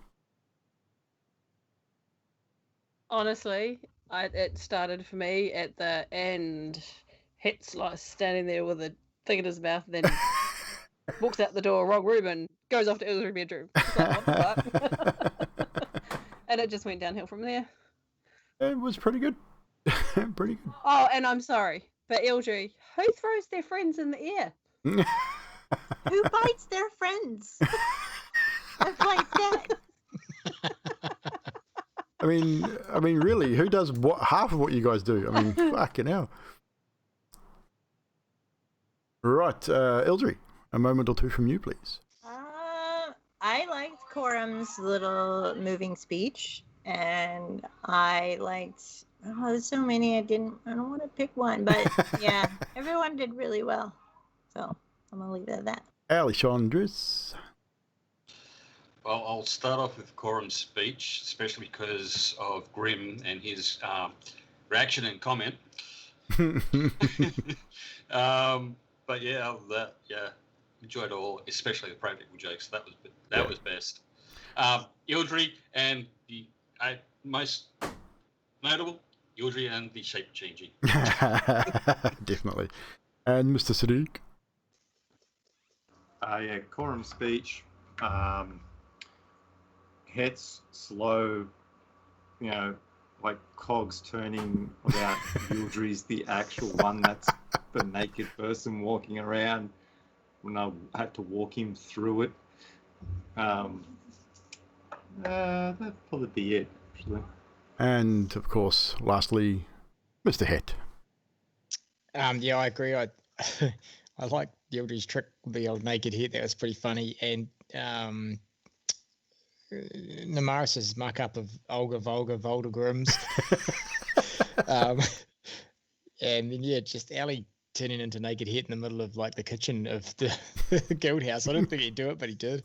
And I also liked the conversation that Sadiq, talking head through, trying to sort of figure things out, and how Sadiq was sort of, one by one, step by step, piecing it together. Definitely. No, it was a good night overall. Quorum's speech pulled out my butt in the moment. I find those are the best times to do it, just to say whatever comes to my head, and it seems to work. Again, it is what it is. It's part of the story. If it strikes you in the feels, then it's good. Did my job right. So there you go, Grim. Obviously, I'm doing something right if it can hit you in the feel box. But as I said, our story is coming to a close, so we had to make a few dramatic moments here and there. There's plenty of comedic moments with this lot, that's for sure. So got to have the occasional serious one too to balance it out. But the whole night was good for me across the board. Obviously, Ildry doing the shape-shifting thing. Yanti had mentioned it to me a little while ago and said, do you reckon she'd do it? And I said, well, I don't know. You're Ildry. You tell me. You do it if you want to do it. And it's just whatever. I didn't expect the Sadiq version, though. I mean, the hat, definitely that was funny as hell. But then Sadiq coming out of the kitchen as well was like, wait, what? And the fact she sat there and had a conversation as Sadiq was great. Yes, and not to mention the furiness of the gold being mentioned. The gold shower it's spanning multiple campaigns. Had it in 2 campaigns now. But anyway, so that is it for us tonight, guys. A couple of sessions to go. Maybe we will be back on Wednesday for more D&D with the Curse of Strahd. Hopefully I've sorted out this video issue. I'm not sure what's happening there. Did it when Sadiq left well, so whether it might be tied into that. Might need an update for Skype, who knows. I might uninstall it and reinstall it and see what happens. But I will be back sometime during the week with some gaming stuff as well, so maybe tomorrow night, we'll see. Keep an eye on the Discord and the Twitter. If I am doing some gaming stuff, we will be doing Stream Raiders again. That was a very successful night last night with the Stream Raiders. We had an awesome viewership. We had some cool people in the chat. Grim, top of the night with the Stream Raiders. We managed to get right through with a boss fight. He cheats. I swear, he cheats. he loaded the battlefield with lots of units. That's how he got it. It was awesome, though. We are going to raid someone as well. We're going to raid another D&D channel by the name of the Baronade. We have raided them before, I believe.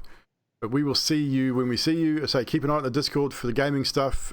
More than likely tomorrow night. We might be doing some Ark tomorrow night, maybe. We'll see how we go. If not, we'll be doing some more World of Warcraft. But Stream Raiders will be up. Come and hang out and do the thing and the stuff. And we will see you next time.